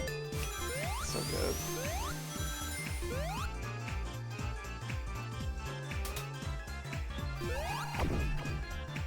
So many fun gimmicks to take advantage of Sonic's momentum. I want to look at that, yeah. So it's like Knack the Weasel Sniper Hunter, whatever his name is these days. It's Fang the Sniper, but it was Knack the Weasel in the US originally, and then Fang the Sniper was their original name, Japanese name, and now it's Fang the Hunter, I think, and then Bean and Bark the polar bear, I think they are. And they're from Sonic the Fighters too, I think. It's like the big piano. It's a really fun theming. There's like a mix of these kind of levels that are like surreal and more like grounded, I feel like. Which is kind of weird. I think I'm kind of like a little mixed on it because I did always like how in like Sonic 3 and Knuckles it feels mostly like a very kind of more believable world in a sense. I know it's still like surreal in ways, but this, like, the idea of like this place being on West Side Island is kind of weird to me when it has like all these other areas that are more kind of grounded in reality. You know what I mean? But I don't care that much because it is a really fun idea, and that's kind of what this game is all about. It's really fun ideas. But again, it's another reason why I just kind of ultimately do prefer 3 and Knuckles, because it's more of like this connected story that feels like special in a way. Whereas this is kind of just like this big like fun party, which you can argue is special in its own right. But yeah, anyway, at the end of the day, they're both great in their own way.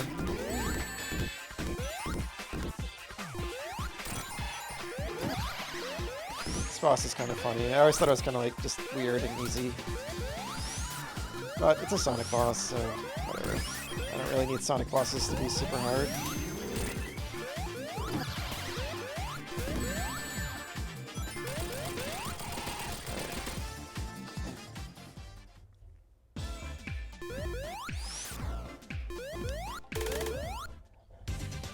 Curious if you're there, if you're still hanging out, Chloe. What I'm curious. I know you love Hollow Knight, and I think you mentioned Hades before. I'm curious, like, what's some other games that or some of your other like personal favorites.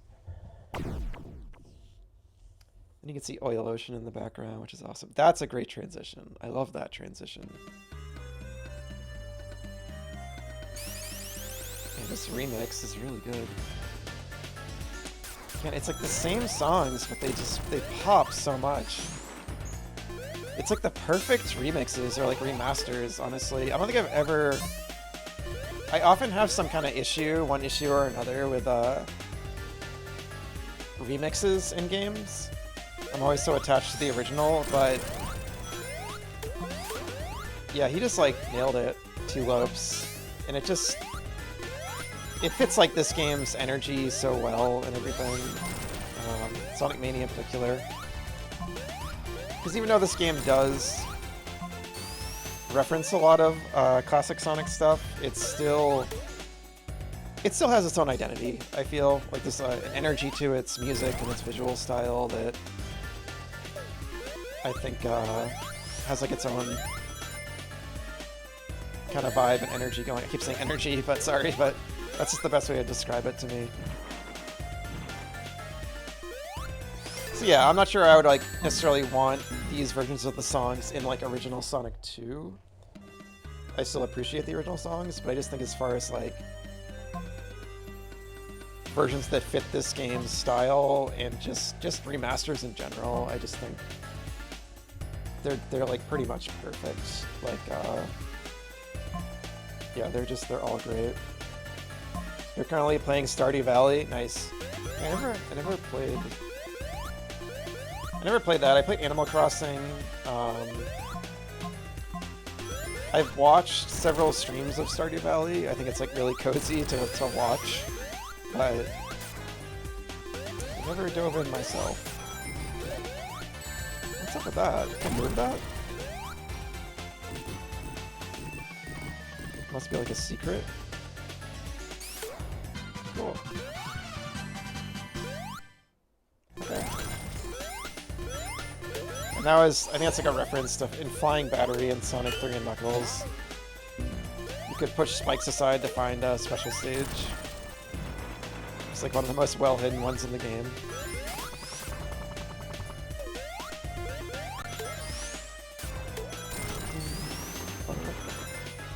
Some of your favorites are Hades, Hollow Knight, of course. Good choice. Stardew, Minecraft. I remember Minecraft, yeah, you mentioned that.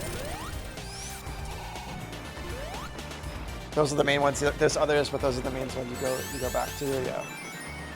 And you're playing Pokemon Violet for the first time. I hear that's one of the better modern Pokemon games. Again, it's another one I've watched streams of, but not played, and it was cool to see Pokemon finally branch out into kind of like a big, fully 3D, like, open world.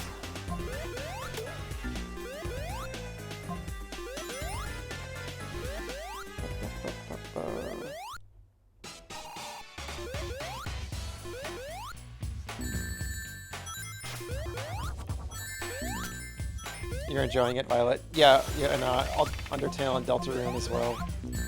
Yeah, I played Undertale, and I absolutely love it. I adore that game. I think it's brilliant. I haven't played Deltarune yet. I'm probably just gonna wait until it's finished at this point. Like all the... I think it's supposed to be 7 chapters. And they're on 5 now, so... I love this. The whole place catches on fire. It's so funny.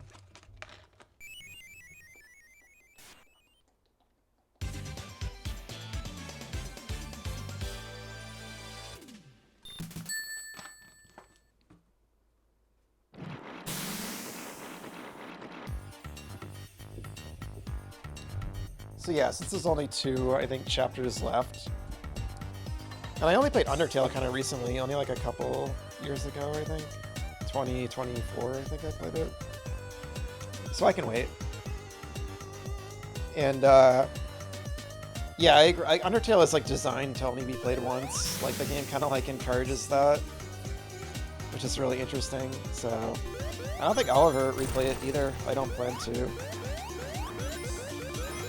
It was just kind of like a really special experience, and I got like the true like pacifist ending like on my first playthrough. I was really like proud of myself. I kind of figured it all out. It was so fun figuring out how to befriend all the monsters and all that. I always say it's like one of my favorite battle systems in a RPG. even though you don't actually fight anything. I think it's brilliant. Just one of the most interesting, like, clever games with such like a heartfelt message and everything. Another game with amazing music too.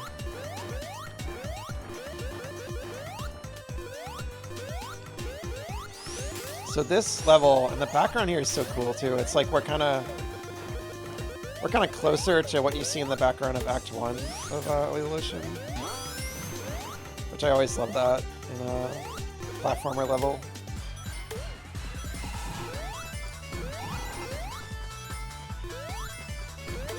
But yeah, if the pollution and the gas kind of gets to... And when you kill those little flame enemies and they fall in the oil, they set it on fire. It's so nice. But yeah, the pollution, or the smog and everything starts to drain your rings. So they brought in like those little switches like in Sandopolis to cancel it out. What happened to the music? I think the music glitched out. We may as well do this. May as well go super, because the music seemed to break. I haven't gone super yet anyway. So yeah, they actually made like a song for Supersonic, instead of it being like a 5-second loop. Or not even 5 seconds, like 2 seconds in the old games. I'd still rather hear the level music, but it's still a good song.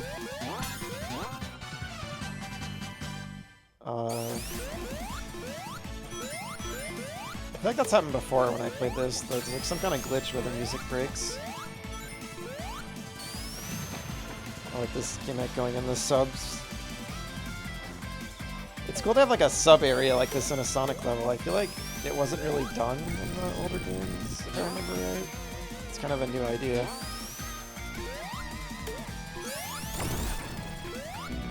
But yeah, I didn't mention how... Yeah, I love this... Like, I think this is one of my favorite levels in the game in terms of just the way they remixed it, because it's just brilliant having like you blow up the mini boss and then they fall in the oil and the whole place blows up and catches fire. It's such a fun idea, and it was kind of like a long-running joke among Sonic fans. I think the YouTuber, some call me Johnny, I think maybe originally made the joke, but in his review. But it's like when you destroy the boss in the original Sonic 2, it just blows up in an ocean of oil, and like that would not go well, right? Like everything would catch on fire and everything. So they took that funny idea and actually made that happen. And again, it's another way this game is like not only a celebration of the games themselves, but kind of like the fan base as well. And all these kind of like jokes over the years and stuff. And it's kind of meta in that way. And that's part of what makes it unique. I can't think of another game where... Because this was developed by, you know, Sonic fans instead of Sonic Team themselves. And I think Sonic Team had input, but yeah, it was just people from like the Sonic fan game and modding scene that got the chance to make an official Sonic game, and that's incredible in its own right. And so like that way that it celebrates the games, but also kind of like the fan base, both with its content and the people that made it, is like, I don't think that's ever really happened before, and I don't know if it ever will again. So it does make the game... I've been kind of saying the game isn't as special to me as the classics because it is derivative, but that's only in like a certain sense of the word special. It still is special in a lot of ways, and I don't want to downplay that. It's still incredible this game even exists, and I definitely like appreciate that a lot.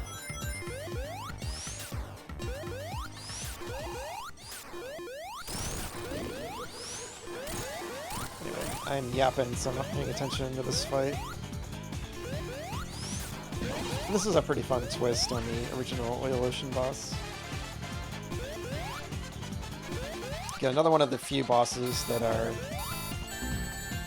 kind of reused from the original game, but still very much changed.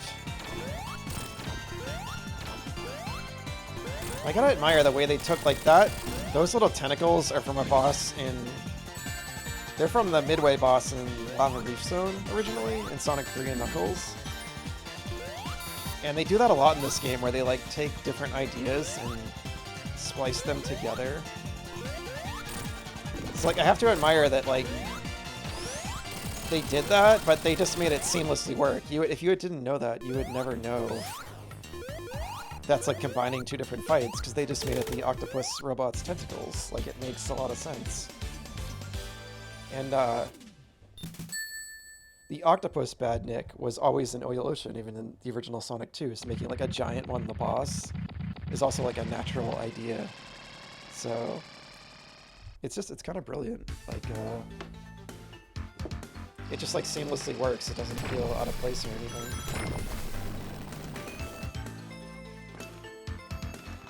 Oh, that... Sorry, I'm drinking water. I forgot that sank.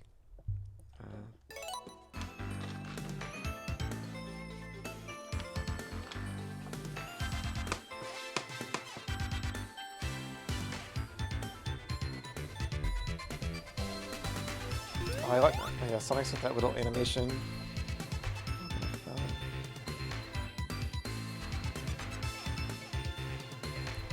I want to see him do his little thing again. There he goes. I love that, it's so cute. The Lava Reef theme's so good. Alright, I think I'm gonna take another quick little break before I get into like the final, I'm at like the final 3 levels.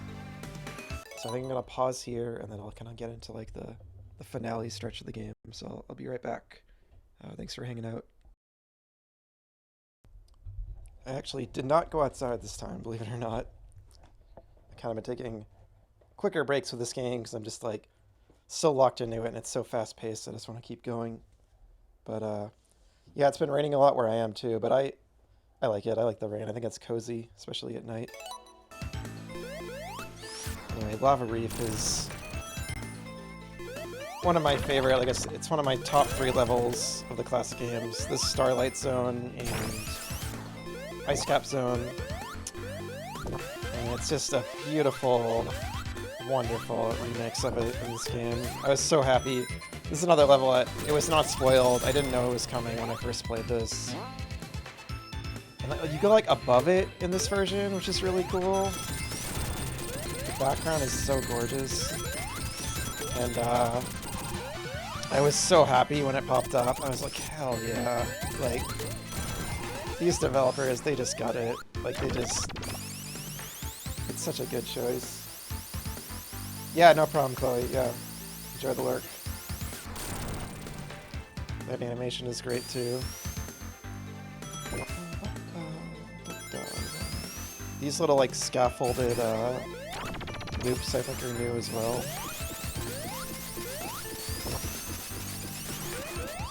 This song is... It's always been amazing. It's still amazing.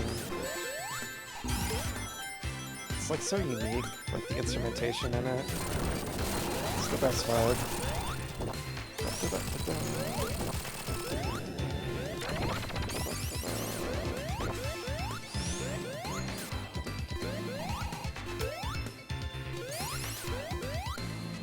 What's in here? Secret? Is there a big ring? No.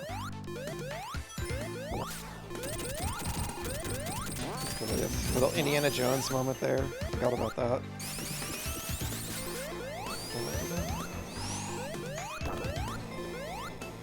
These things always scare me. Even when I replayed Sonic 3 recently, they always crush me. And it feels so brutal when something with spikes on the bottom especially crushes you. Oh, I just didn't go outside just because I've been I just kind of was trying to take shorter breaks for this game because it's just so fast-paced and I'm so like locked into it, and I don't want to like disturb the flow that much. I'm just kind of like speeding through this game. So yeah, I didn't go and chill today outside for a minute, like I usually do.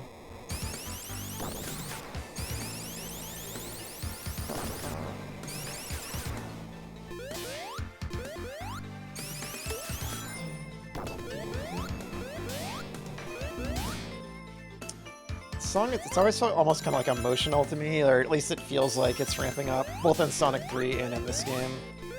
Like, it feels like it's ramping up to the climax in a way, like the adventure is coming to a close, and the imagery and everything of it, it's always just felt so epic and like, final, like have a finality to it.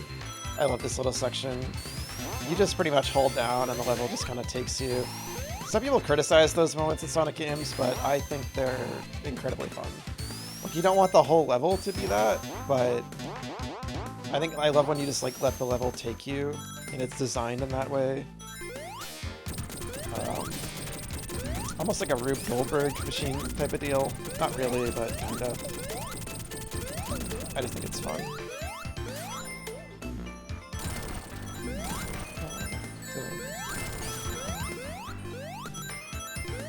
I love how, like, pink the background is. And Sonic is always great at having these, like, really vibrant, bright, neon colors in it. Again, the colors pop, like, so much in this game. Like, they just pop way more than they did in the Genesis originals.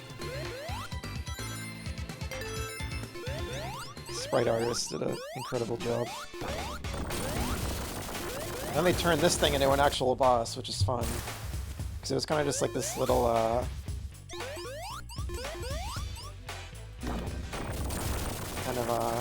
it was kind of like a little, like, set piece in the original game. Not like a, actual boss. This is like a powered-up version of it.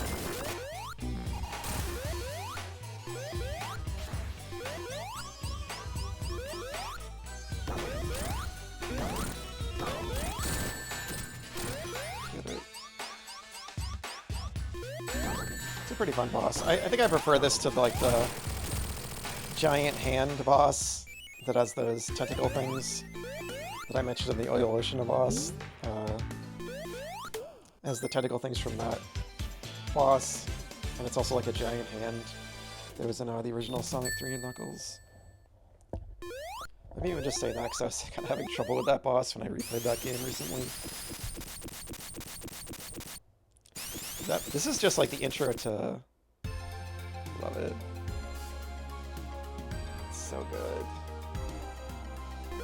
I fucking love this level. God, the background is so cool. And almost like there's like a city back there. God, I have chills. Like, it's such a good remix of the song. I love the guitar they added. Like, I still love the original, again, for the vibe it gives. I love both versions. But I feel like giving it the guitar, again, it fits Mania. It fits this game's kind of energy, like I was talking about earlier. But it's still, like, so epic and everything. But yeah, I was saying that intro, when you kind of go down this little elevator into, like, a crystal cavern, I feel like that's very reminiscent of Freedom Planet, the first Freedom Planet game with Relic Maze, the way you go to Act 2. I think it's a very similar deal. And the theming of Relic Maze Act 2, I think it's probably inspired by the original Lava Reef Act 2. It's a very similar kind of vibe. And I think that version of this version of the song reminds me of the music in that level too, I think. I think it has kind of like a similar guitar riff going on. Shout out to the Freedom Planet soundtrack, because it's also amazing.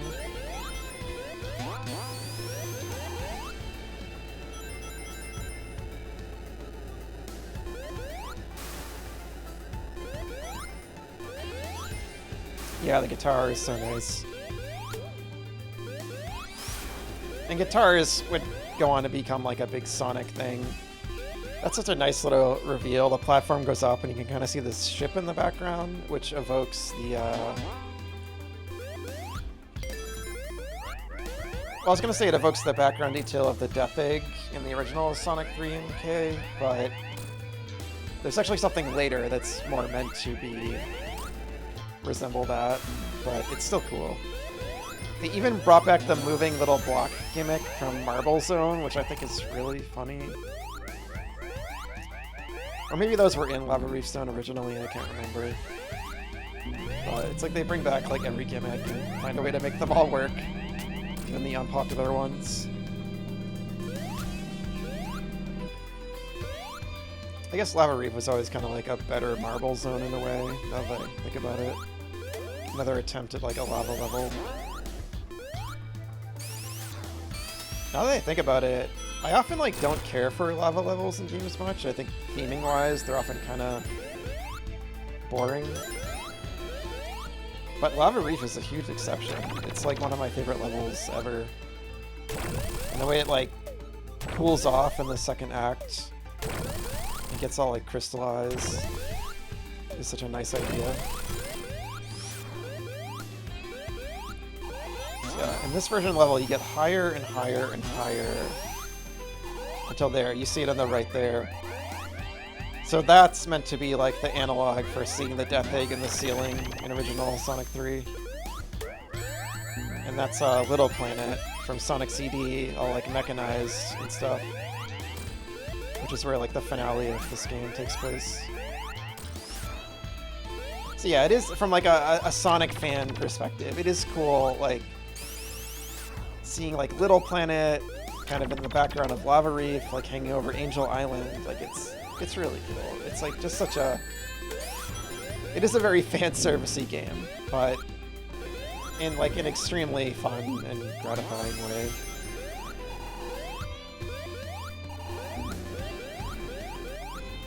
And like built by fans for fans. That's why it's called Sonic Mania. You know, the whole tagline is like by the mania, for the mania. Kind of the dark spots on it look a little weird. I don't remember those being there. A little glitchy, but maybe it's intentional. That looks super cool.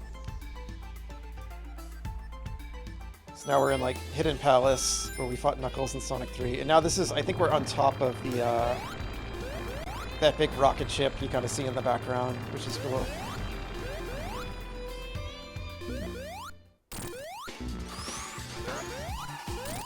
Now there's Heavy Rider. What is their name? But and then her pet Motobug is named Jimmy. I remember that. I think it's in like the little digital manual for the game, which I didn't look at like I did with the other games, but that's okay. I just wanted to jump in and play it. The other games were meant to be like a retrospective. I guess this is kind of has turned into that too, but I kind of just wanted to play this for fun.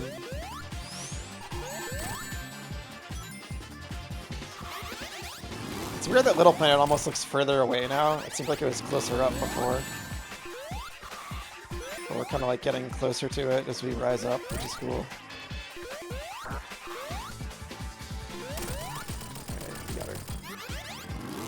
And they run away, which is cool.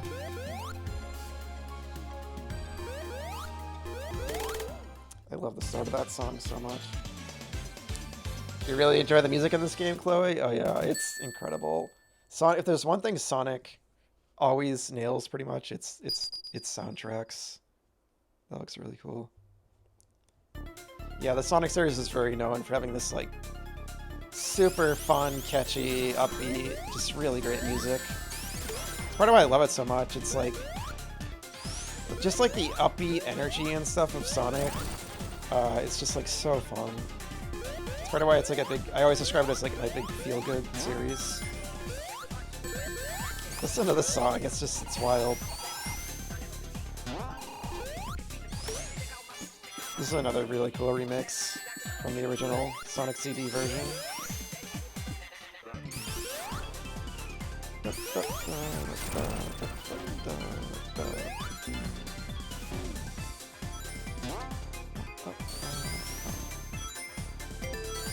I might even say like the energy I'm describing with this game might be closest to the vibe of Sonic CD, but kind of like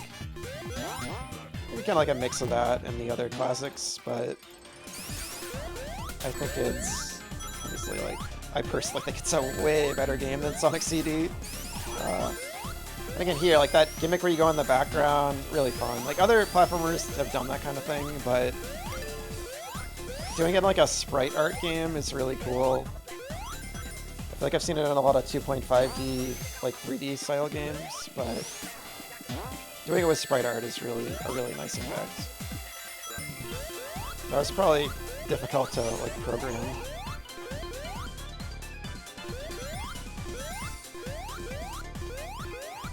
And again, I feel like everything is difficult to program. But yeah, it's really nice. It's really smooth too. It's really like seamless.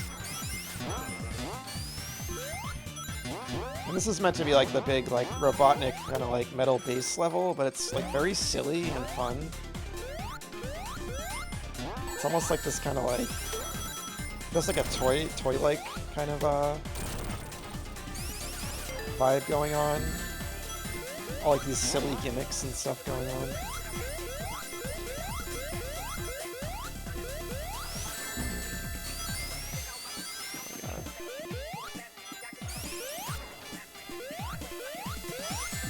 I feel like I was praising the drop dash a lot at the start of this playthrough, and I feel like I haven't actually been using it as much as I could be. But I do love it. Like, I definitely do praise it still.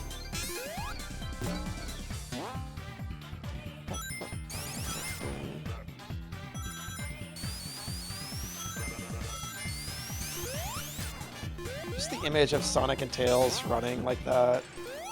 It's the best. Uh-oh. Oh, was that meant to happen? I guess it was. It's such like a nostalgic image, but also just like the blue and like orange together and stuff. It's just like, they just complement each other really well. I think I said that when I played the other classics. If you took like the color palette, like took a thumbnail, or like on the save screen, if you look at like the thumbnails of each level, the color palette, so you put them in like a mosaic, it would just be like this beautiful array of like vibrant colors.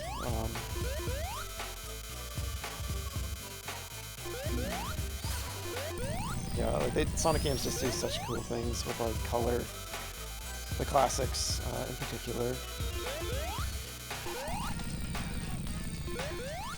I feel like how I say orange. Before it was rum. You said I say rum funny. I remember when I was talking about the rums in Hollow Knight. I'm like self-conscious how I say it now.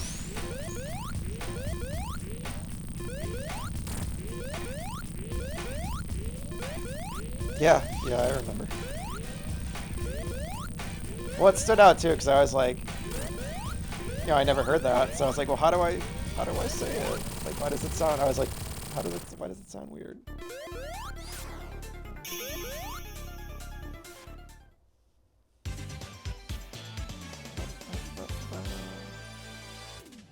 No, it's all good. Don't worry about it. Yeah, I think it's funny. I just meant like right now in this moment, I'm kind of thinking of it. That second act song is so great. Just gets like even more energetic and off the wall.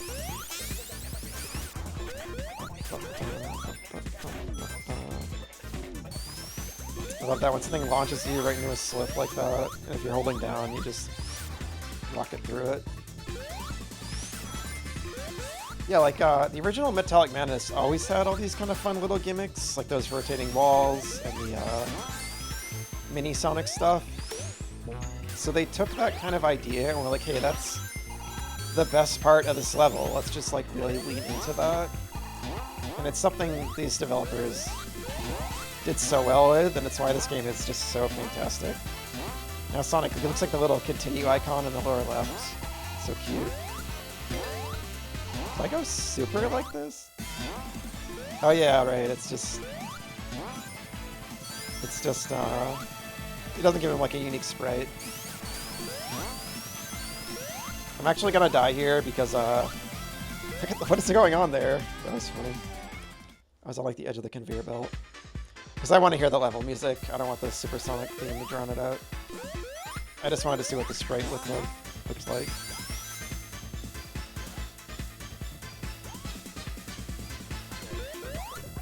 Sorry if that's causing any motion sickness or anything. Those things get pretty out of control and you just stay on them like that.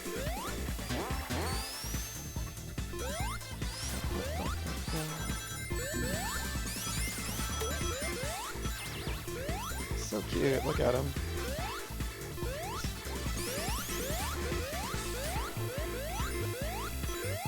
Yeah, like this was one of the most memorable things in Sonic CD. I feel like when I first played Sonic CD and it really disappointed me after all the hype behind it, I got to this moment and I was like, oh yeah, if the whole game had like stuff that was as cool and fun as that, maybe I would have got the hype.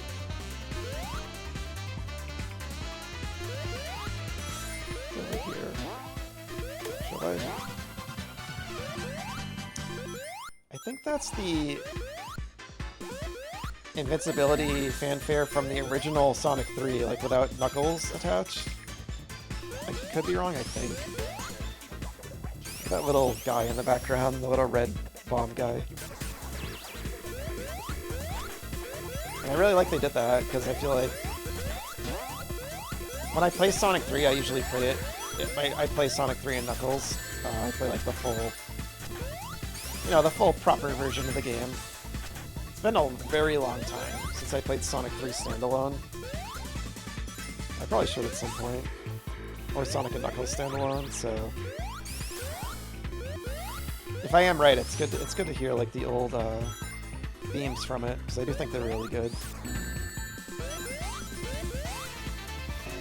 Because when you attach it to Sonic and Knuckles, of course, it replaces all that stuff with the Sonic and Knuckles versions.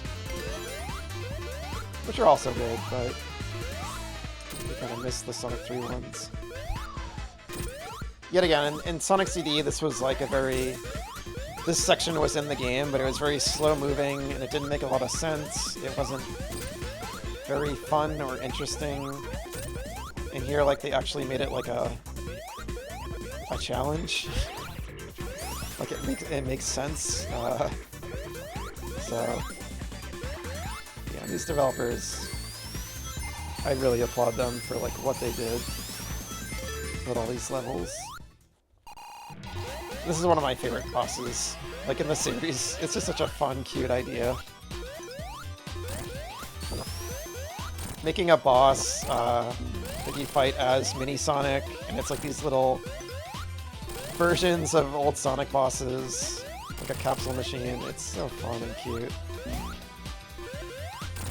I do wish there were like more bosses that came out of it, like from the classic games, but the little Amy is a nice touch. This Amy, of course, was introduced in Sonic CD, and she would give you a little hug. Oh yeah, I forgot about this. If you let her get close to you. It's just so fun to just do this. Drop dash back and forth.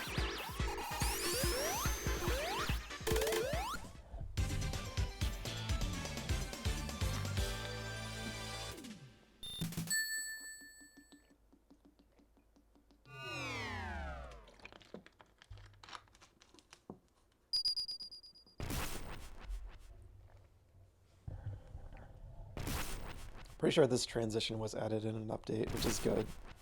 Because you really want to transition for the final level. This song is really good.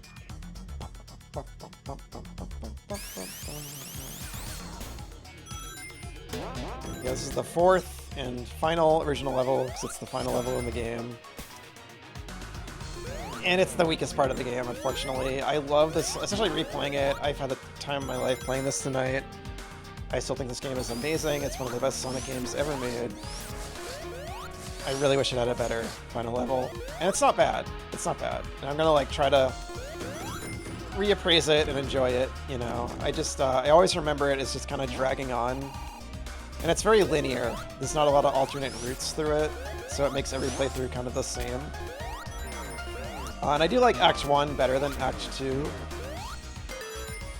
Like, Act 1 is pretty cool. You can kind of see the giant Titanic monarch in the background, and you're kind of like slowly rising up and then eventually go inside it. I do think that's cool. And like the art and theming, it's good. It's just like not...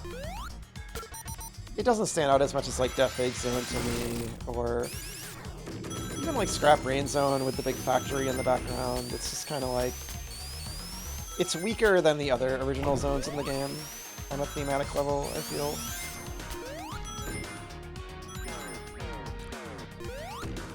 The music is really good though.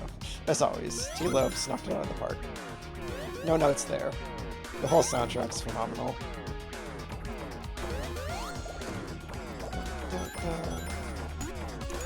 They also took this gimmick from the bonus stages in Sonic and Knuckles, Sonic 3 and Knuckles, and turned it into a level gimmick. And I applaud them for doing that. Like, they took a lot of gimmicks, like I've been saying throughout the playthrough, and repurposed them.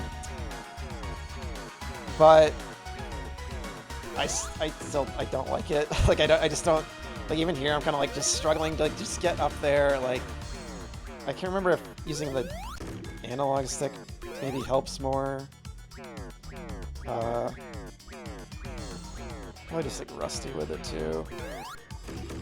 But it's just, it's not like terrible. I just like, I don't remember ever getting stuck at this part though, so. I do feel like this right now might be on me. I think I'm missing something. Something else up here, maybe? Yeah, okay, yeah, that was totally on me. I forgot you just go up there. But I just mean, like, in general, I don't love that gimmick. And I feel like Act 2 leans into it a lot, too. And, like, again, it's okay. I never thought it felt, like, super fun or good to control. But, you know, it's functional.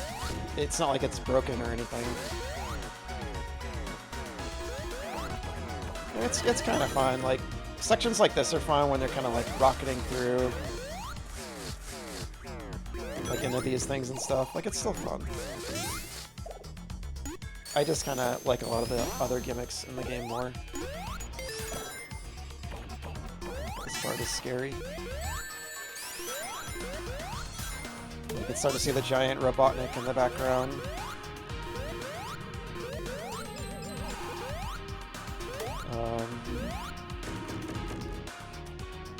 Yeah, it's right about at this level. Right about at this part of the level, I just start to like... Yep, we're just... It sure is a level, you know, like it's just kind of a lot of the same kind of little obstacles, and... It's fun, but it just... I think like the theming and the gimmicks and everything, they're not interesting enough for it to be like a 6-minute level or whatever it is. That's just my 2 cents. And you can see the giant face, it's cool. Again, like narratively, I guess you'd say, like the way you're seeing more and more of the robot as you get higher, I do love that. I do think that's really cool. And very climactic. And it's interesting because in Death Egg Zone in Sonic 3, as a kid, for some reason, I don't remember, I think like one of my friends or my brother might have said this or something, I thought when you were inside the Death Egg, you were actually inside like a giant Death Egg robot, kind of like the final boss in that game. I think I like had this foolish kind of childish idea that like that final boss you fight in Sonic 3 and Knuckles is like actually what you were inside in the level instead of like the big Death Egg, Death Star base, like Doomsday base or whatever. And this level just coincidentally actually is actually that. It actually does that concept that I kind of imagined as a kid, which is kind of cool, kind of amazing. But as I'll talk about when I get to Act 2, it doesn't really execute that concept in a really interesting way, in my opinion.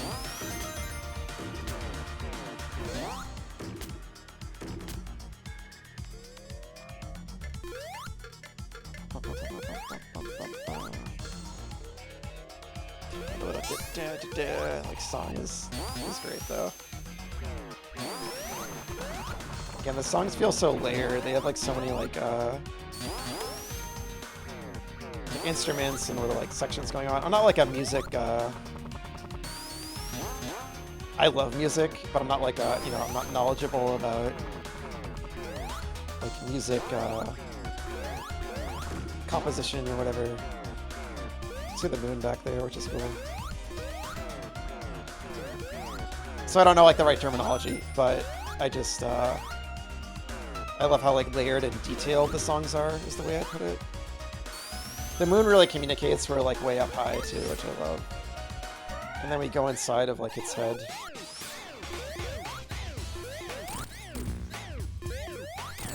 And they really knew what they were doing bringing this thing back, because this was always, like, one of the hardest bosses in Sonic 3 and Knuckles, and really, like, the classic games in general.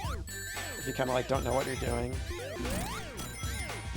That's, again, it's another one of the only, like, it's pretty much the same fight. Like, they kind of just, they made it harder, actually, because I just played Sonic 3 and Knuckles, and it's a little harder to, the arena's wider, so it's harder to actually jump in and hit it a little bit. No, I forgot about this. It's not the same fight. This phase is totally different.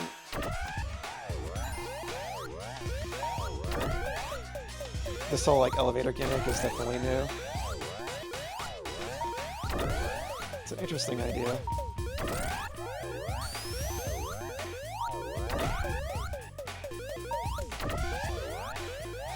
Get on.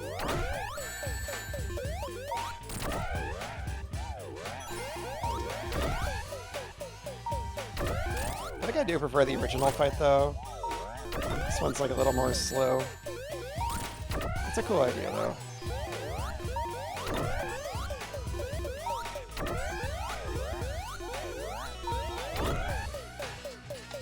I think I'm missing something, too, here. There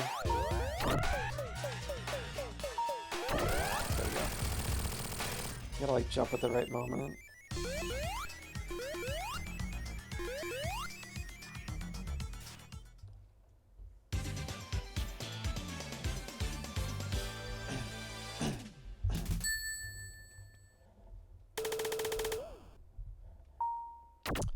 Weird how the elevator goes back up. Oh, it doesn't go up that long. Because we kind of enter through the thing's head. And I think during the fight, the elevator is going down. So then, like, you're in the center of it. But it didn't go up that far, so we're still kind of, like, in the center of the robot now. Could shower, get ready for bed, or rot and lay on the couch for the next 3 hours because you're not doing it tomorrow. Hey, it's your call. You said it's summer and everything, so yeah, take a break after all the exams and everything. So yeah, once again, fantastic music, really climactic feeling. But this is my least favorite level in the game, and it's just a shame because it is the final level. Like, he wanted to go out on more of a bang. But the whole gimmick of the level is, like, it's basically split up into these, like, 4 different sections, and I don't know, they're all just kind of like little puzzle rooms almost, kind of like slow and meandering. I just don't find it to be as fun as, like, everything else in the game. Especially on the first playthrough when I don't really know where to go. Just kind of what I was struggling with there, remembering which way to go. It's a little more like maze-like. And yeah, the art is still great. Like the pixel art, like you really love how this level looks. The thing that I don't love about it though, like on a thematic level, like the quality of the pixel art and like the colors and stuff is all really solid and impressive, but like theming-wise, I don't super feel like I'm in that giant robot. I don't know. I feel like that could have been communicated better. There's kind of like stained glass in the background, and that kind of gives like an epic final level feel, but I don't know. Just like thematically, there's not a lot going on. I just feel like it should feel cooler or more more like I feel like I should see like all these gears and like machinery. Like you do see machinery in the background, but just so like these gears and like moving parts to communicate I'm in this like gigantic robot. That's kind of my take on it. But yeah, it is like another vibrant, you know, very gorgeous level in its own way. Like all the pixel art in this game is so gorgeous.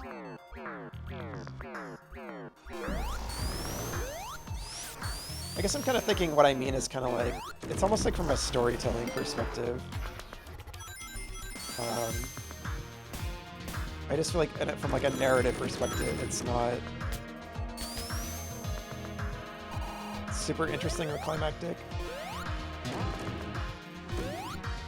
You know, and again, I think about like Death Egg Zone at the end of Sonic 3. It feels like really epic, like you're in space, and you can see outside, you can see like the planet, and it really communicates you're on this like spaceship in a cool way.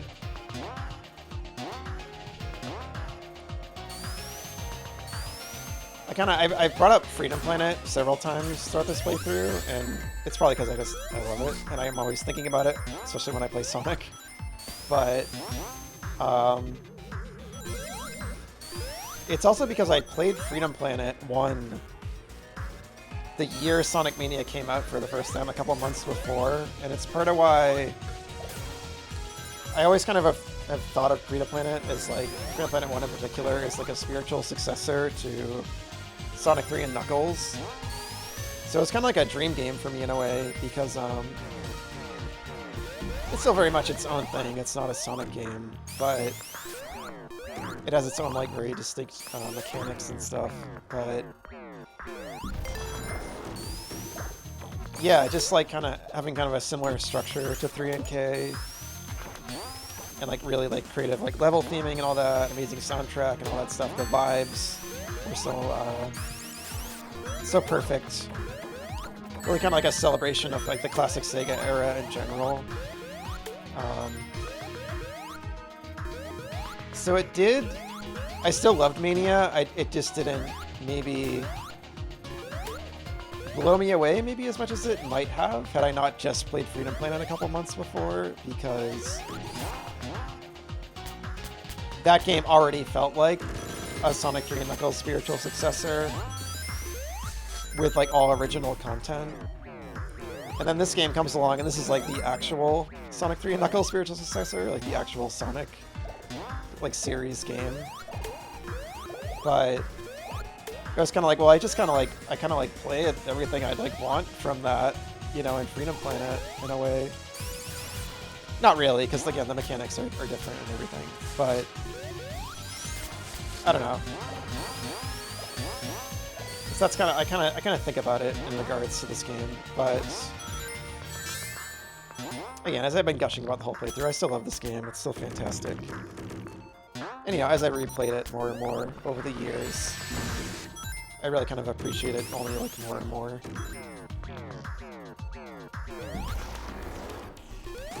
Yeah, I would highly recommend Freedom Planet, especially Freedom Planet 1 and 2. If you're a big Sonic fan or fan of action platformers.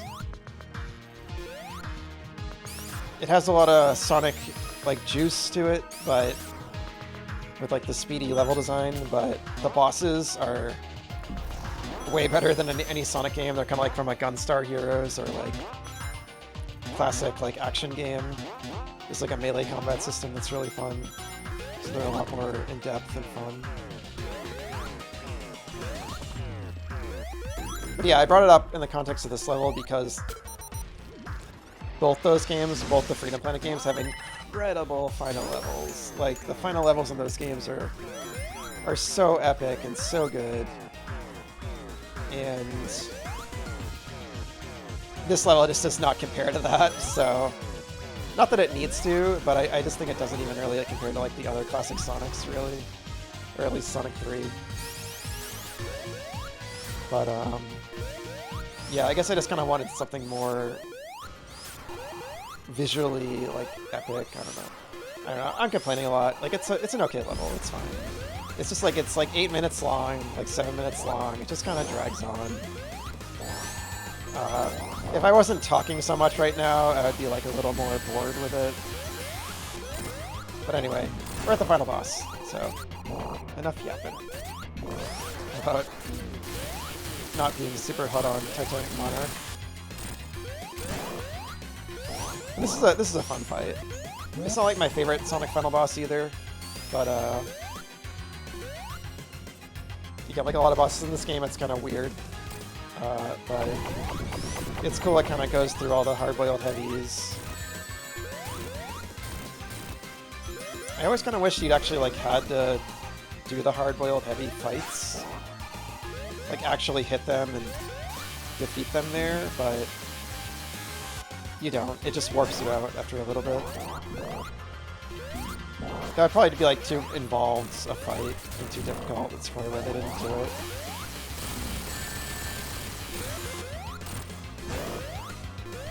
But I appreciate even though I don't think this fight is like as epic as like the finale of Sonic 3 and K, or even Sonic 2 to an extent, I appreciate they were trying to do something different. I went the wrong way. And it's kind of cool you just kind of fight Robotnik in like this kind of like suit. I kind of like that. Get it, get it. Oh, damn. I might be in trouble.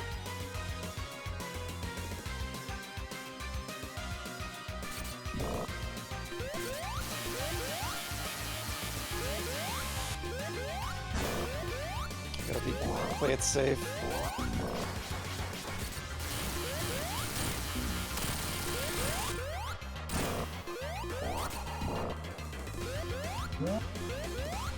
I always try to like outrun these hands, but you can't. And I did always like imagine as a kid, shit. I was like trying to pay attention. Yeah, that's the part that kills you if you don't have rings. I had like one hit left too. As a kid, I did always like imagine, like I always wanted a Sonic game where you just kind of like fight Robotnik like one-on-one. I think like Sonic before the sequel, like the final boss was kind of like that. But that's kind of what they did here. He just has like a powered up suit. Because obviously like he needs machines to fight Sonic, but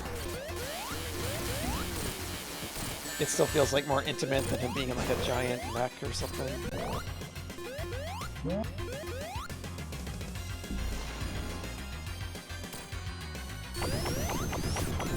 It also really feels like he's like using the Phantom Ruby's power to like full effect, you know, like warping you around to other fights, using it to power the suit he's using. So that feels like narratively satisfying. Like that's cool. Even if the Phantom Ruby is kind of a bullshit MacGuffin kind of excuse to just like warp you around to different levels from throughout the series, but it's fine. It works well enough. It is kind of weird. There's like the Chaos Emeralds and like this other thing that's separate from them. It's also really powerful, but whatever. I ran out of my rings.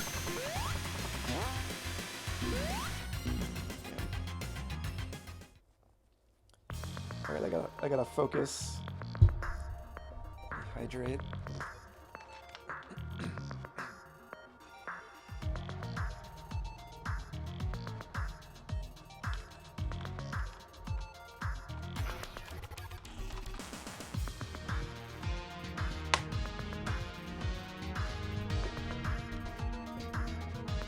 All right, Chloe. Yeah, good night. Yeah, have a great sleep.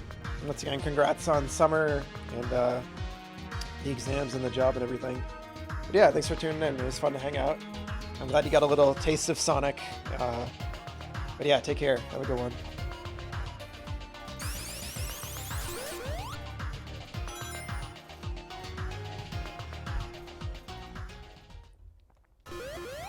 Okay.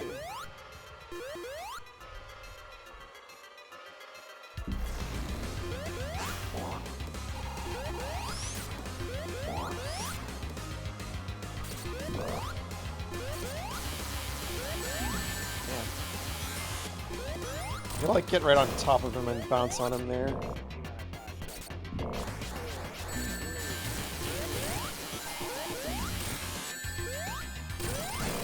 Thank you for getting my ringtails.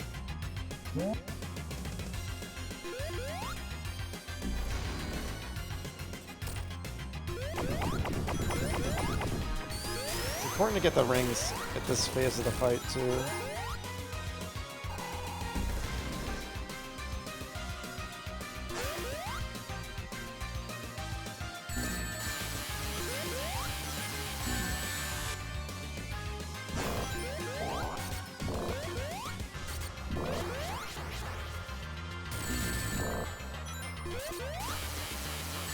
Oh my god, I was like right on the edge of it. I am just being like way too reckless. I'm trying to get through it quick.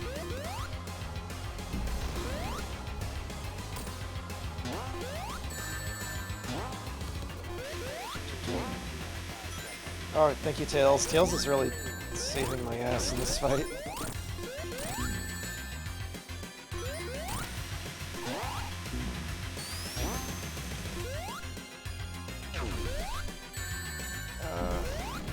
Shit. Oh, it sucks when it warps you out before you get your ring. Yeah, it just feels kind of weird that like you go into those fights and you can damage them, but you don't actually need to. But I get why they did it. They wanted to keep the fight flowing and stuff.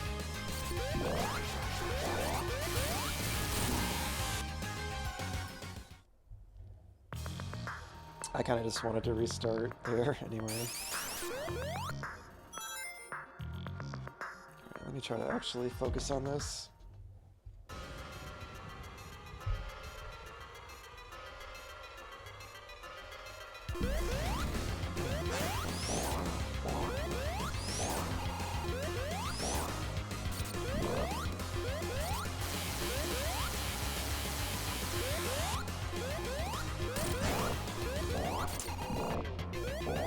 I'm just thinking, always with these kind of Eggman bosses, I'm like, why doesn't he just keep the shield up the whole time? But actually, it's kind of cool how it's almost like he can only use the power to power the shield or the electricity, and he turns the shield off to funnel the power into the electricity. So it's kind of like a fun little context for the shield lowering.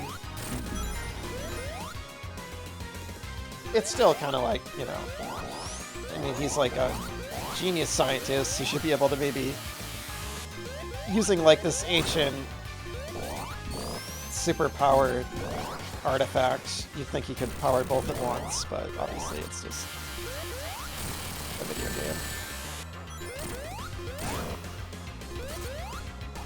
game. But I still appreciate when they kind of, you know, you can kind of suspend your disbelief a little with some context for what's happening in the fight.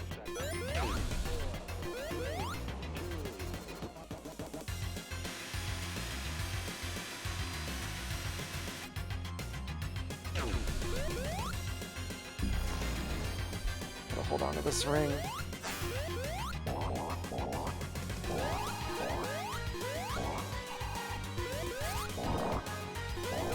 I also just noticed, it looks like he's in a giant Pokeball, kind of. Never thought about.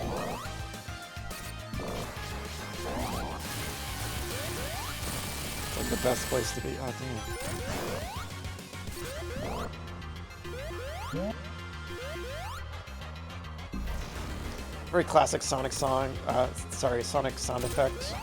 The little, like, whoop, when the hands appear. It reminds me of, I think it's like the same sound effect that the ghosts in Sandopolis use. In 3 and K.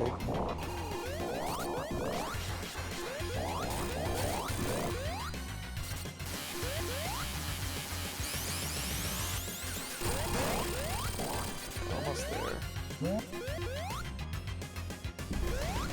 I think you can beat him before you see all these phases. If you're quick enough, maybe.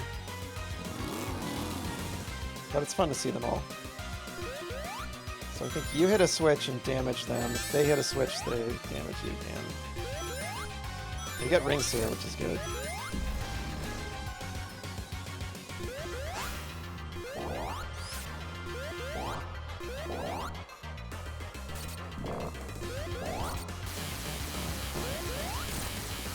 I'll get it. Let's make one more hit.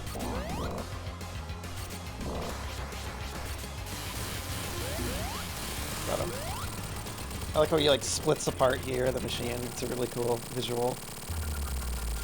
Oh no, he doesn't. He does if you don't have all the emeralds, right? But yeah, it's a pretty fun fight. It's a pretty good challenge. Now there's this thing. I've never been a big fan of this final boss. Once again, I get they were doing something creative. They were trying to do their own thing and not just repeat Doomsday Zone from Sonic 3 and K. I like the idea that the Heavy King and Eggman are like wrestling over the Phantom Ruby and you're kind of caught in the middle. It's just kind of a weird, janky fight. I don't like hate it. I feel like part of me kind of likes it, but and it always feels like you can never like get enough rings. Like I don't know. But I don't know. Like it's still kind of fun. Let's see how I feel about it this time.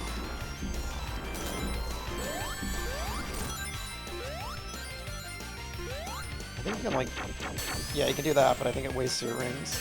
Yeah, it does. Music's good though. As always.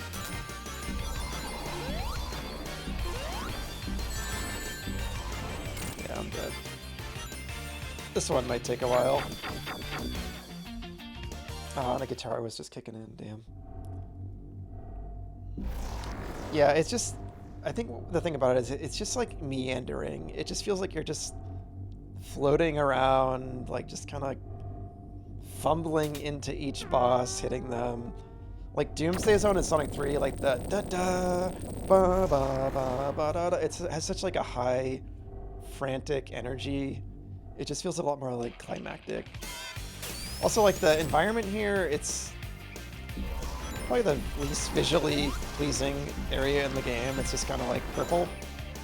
I guess that's the point. You're kind of just like in the Phantom Ruby zone, but there's like these weird lights on the bottom. It just, I don't know. It just doesn't look that interesting or climactic to me.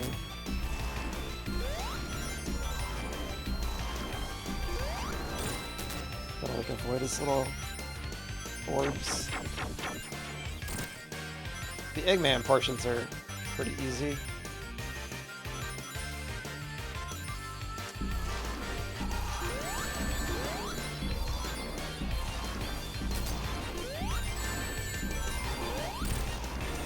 I do realize I'm kind of brute forcing it. I kind of feel like that's what I always do, but just the guitar.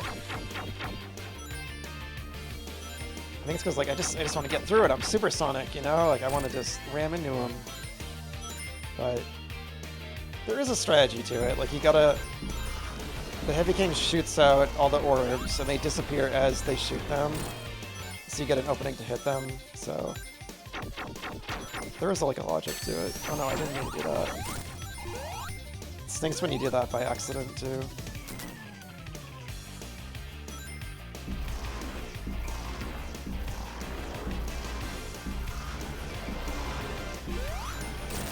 Like a risk reward. Like it's really slow to wait for them, but it's easier to hit them, and you're running out of rings the whole time, so you can't wait that long.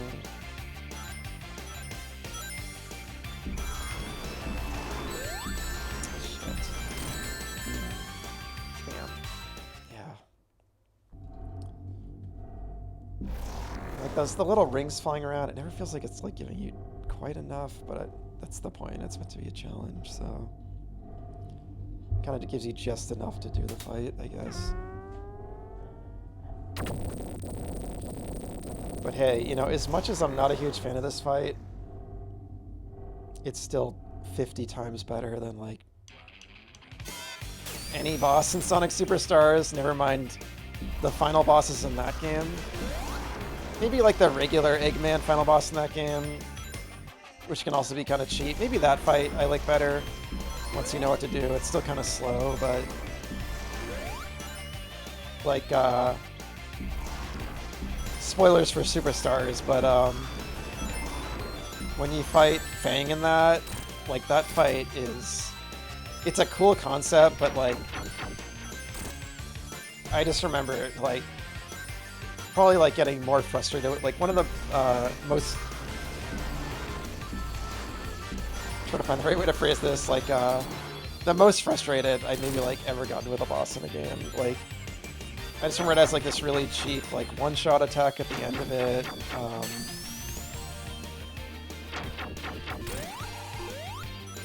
And it's just really, like the main issue was it was so slow. Every time you died, you needed to go through like this really lengthy like first phase, just to get like cheap shotted and like the second phase, stuff like that. And then even that boss I think isn't as bad as like the true final boss in the game that you fight after you do both Sonic Story and Trip Story. That boss is just, there's so many problems with it. Again, it's just incredibly slow, and it's really obtuse. It's not always clear what you're meant to be doing, and it's like multi-phased. And in like the last phases, you have to instinctively know, like, it like sends like quick time events at you at the last second, and like there's no way you just know that's coming. And then you die, and then you have to redo the whole fight. Like, I never try to do this kind of thing, but I think, like, that's what happened to me in that fight, and, like, I just looked it up. I was like, okay, what do you do in that last phase? Like, just tell me what to do. Because, like, I was so done. So I still think this fight is better than that, at the very least. It's just also kind of slow. Not the best.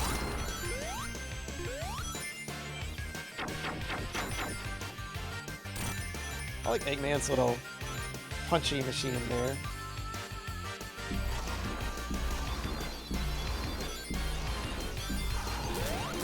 Get him. Oh, and they respawn so quickly.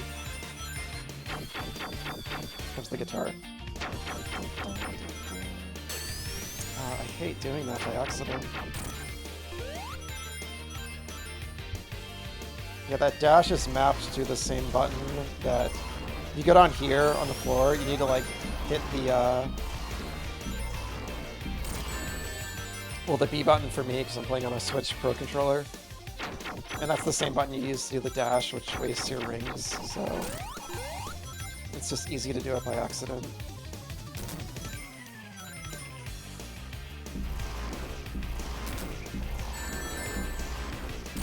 I'm always like so impatient because my rings are running out.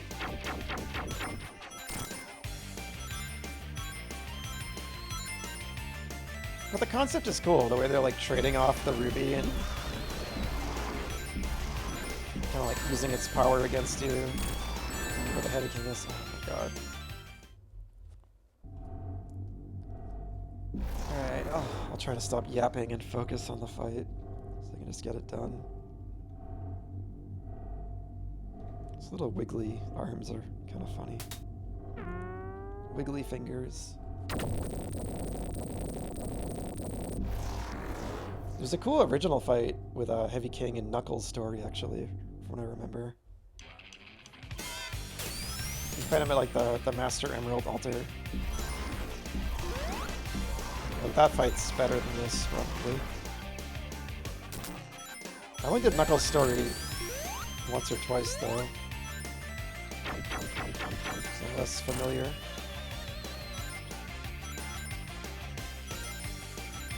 Yeah, something I haven't been doing is collecting the rings in the environment enough, I think, so I gotta focus on that.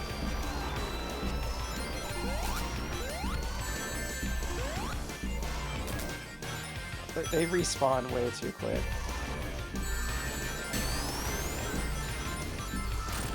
Like, I get they want you to look for an opening to hit them, but I don't know. Like, it's meant to be challenging. It's the final boss, but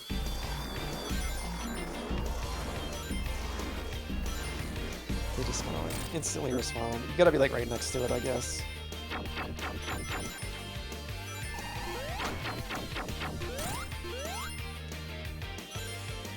Guitarist going hard though, as usual. It's cool, like, T-Lopes mixed in, like, electric guitars with classic Sonic-style music. I made them work together, because it's, like, melding, like, the modern and classic Sonic era. But really the style, this game kind of has its own style of music in its own way. Like, it does have remixes of the classic songs, but like I said earlier, it has its own kind of unique energy going on as well.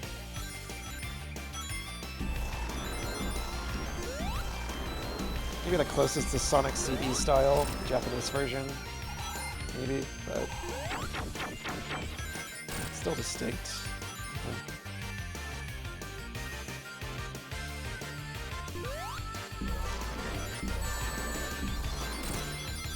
You just gotta like damage boost into them when you get hit.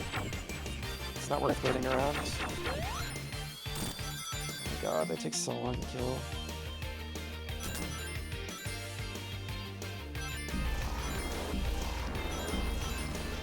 Can't afford to wait, I can't afford to take damage. Oh. God, it's probably one more hit. Ah, thank you. Okay. We got it.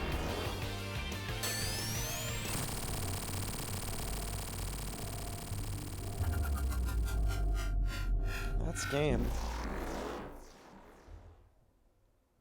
Sonic gets sucked into the Phantom Ruby zone. Yeah, I just feel like you never... I wish somehow you could have, like, fought the Titanic Monarch, like, outside of it, and you'd be super... and it'd be, like, firing missiles at you. Maybe, like, a Yoshi's Island-style final boss, where it's, like, this giant thing in the background. Just something more, like, epic in scale and stuff. I get they wanted more, like, of an intimate fight at the end, I guess, but... And if it's the story with the Heavy King kind of betraying Eggman and then fighting over it, this ending is kind of weak too. I always thought this end, either in the original game, or sorry, the regular ending, or this is like the good ending technically, where Sonic flies off, I guess, into Sonic Forces, even though I have not played Sonic Forces actually. I know it's not exactly beloved, but I still want to try it. But I think that ending connects into Sonic Forces. Both these games were released as like what was it, like the 25th or 30th anniversary or something? Some anniversary or other. But yeah, that's Sonic Mania. Okay, hydrate a little.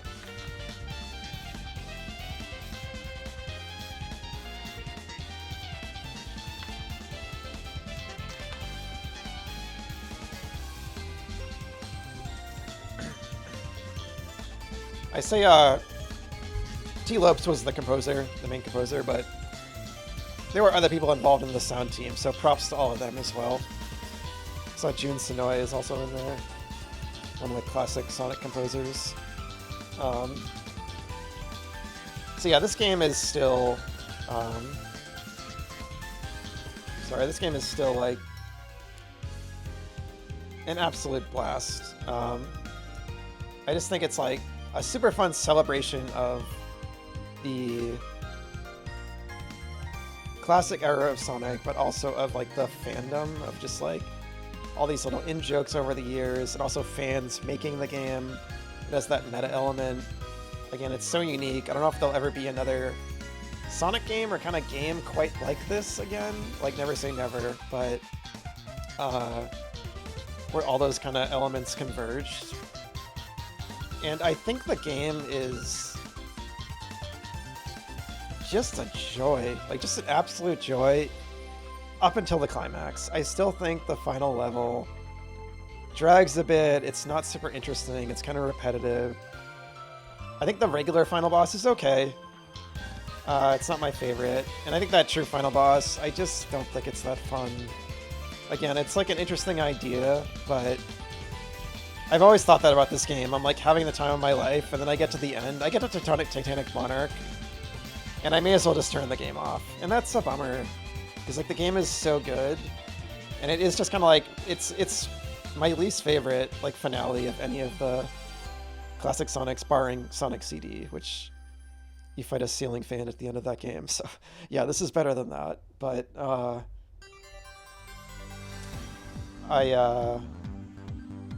I don't know, but it's about the journey, and everything else is extremely fun. And just like the way the levels flow together, you could argue maybe the levels could have like a bit more platformy stuff, because they are like rocketing you around all the time. Though it depends what path you take. But I still just think they're just extremely fun to play. Like every level in this game pretty much. There's a couple of them where I got a little tripped up at that moment in Flying Battery, but... And again, it's probably because I'm so familiar with this game, familiar with Sonic games. It's like a little bit of a turn my brain off and just have fun kind of game. I was kind of talking the whole time, and sometimes I wasn't even paying attention fully to what I was doing. I was just like having a blast flying through the levels, but they still do string together the speedy parts with platforming. And then the bosses and stuff, there's still challenge. And again, it's probably because I played through this game like a dozen times. I've played through like, you know, like classic Sonic games ad nauseum. So I'm very familiar with Sonic. And I think this game just really understands like what makes Sonic unique, what makes it fun. And above all else, yeah, I would say just on like a pure fun level, like just the feel of the game and the mechanics and the level design, this is one of the funnest games I've ever played. Like, and it always is. You know, like my first playthrough, kind of learning it, like I said, some of the bosses and stuff tripped me up a bit, but the levels themselves and everything, especially like after I learned the game more, it's just hard for me to find a like funner video game than this. When I think of like the funnest games for me, just like on a pure gameplay level and stuff, it's like this game, like Freedom Planet 2, maybe. Not maybe, I mean definitely. Because that game just refined like mechanically Freedom Planet 1. Even though overall I prefer Freedom Planet 1 because I like the levels overall more, but I love them both. They're both fantastic. They both kind of do great things in their own right, and yeah, I really love both of them. But yeah, Freedom Planet 2 is like when I think of like a game that just feels so good to play. It's like that one, this game, Mario Odyssey, I would say, probably. Those are probably like my top three in that regard. Celeste feels really, really good to play. I mean, I just played Hollow Knight. That game felt really good to play. But yeah, I just think this game, like, especially with like platformers, like those are kind of the ones I think of where it's just like, I'm probably forgetting something, but yeah, like Mario Odyssey, this game, and Freedom Planet 2, where I just like, they're just like a joy factory for me. They just feel so good to play.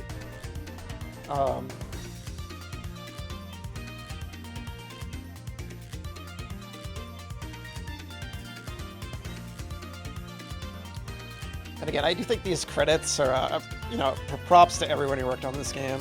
It's an amazing game, but I think the credit sequence is kind of boring too. Like, it's not as cool. Like in Sonic 3, you're like flying on the plane at the end. Sonic 2 has like those like little cutscenes at the end, the little like still like photographs almost, right? That like lead into the ending. And like, you know, Tails catches Sonic on the plane and everything. Yeah, just this whole finale and ending, it doesn't live up to like how climactic and epic like the endings of like Sonic 2 and 3 are. So that is a bit of a gripe.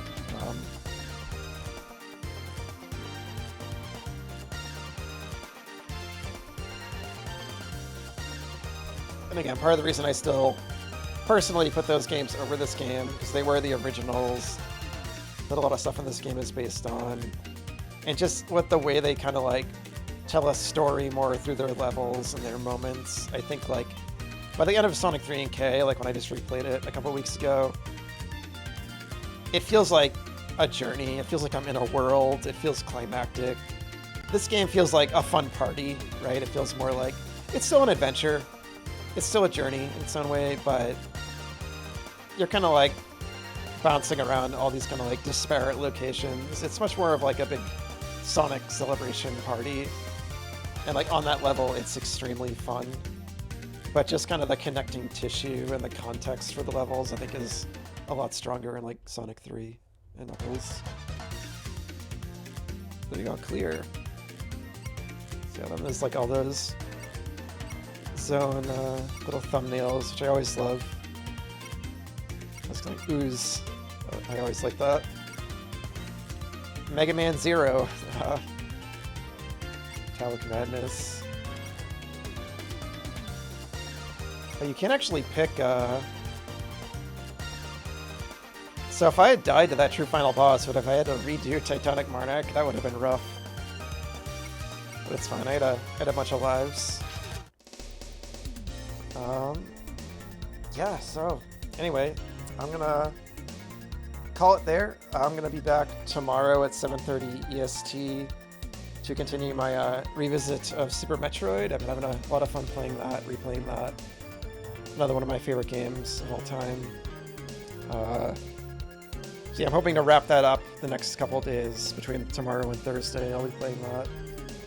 But happy 35th birthday, Sonic. Happy anniversary. Even if it's had its ups and downs, but I'm glad the series is going. I grew up with it. Sonic is probably my singular favorite video game character.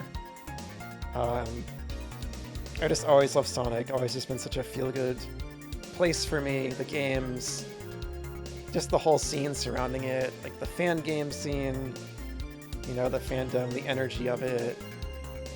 And this game is like a celebration of all that, so just so perfect to play it today. And, you know, just holds up in that some. I had an absolute blast playing through this. And just absolutely, you know, one of my favorite games in the series, and one of the top games I'd recommend. Like this game, Sonic 3 and Knuckles, Sonic 2, the adventure games, you know, they have some rough spots, but they're still really special. Like Generations, Colors, there's a lot of good ones, a lot of good Sonic games out there. But yeah, I'm gonna call it there. Thank you anyone out there for lurking. I appreciate it. Hope you enjoyed hanging out. And yeah, I'll be back tomorrow. And yeah, happy Sonic Day. Take care.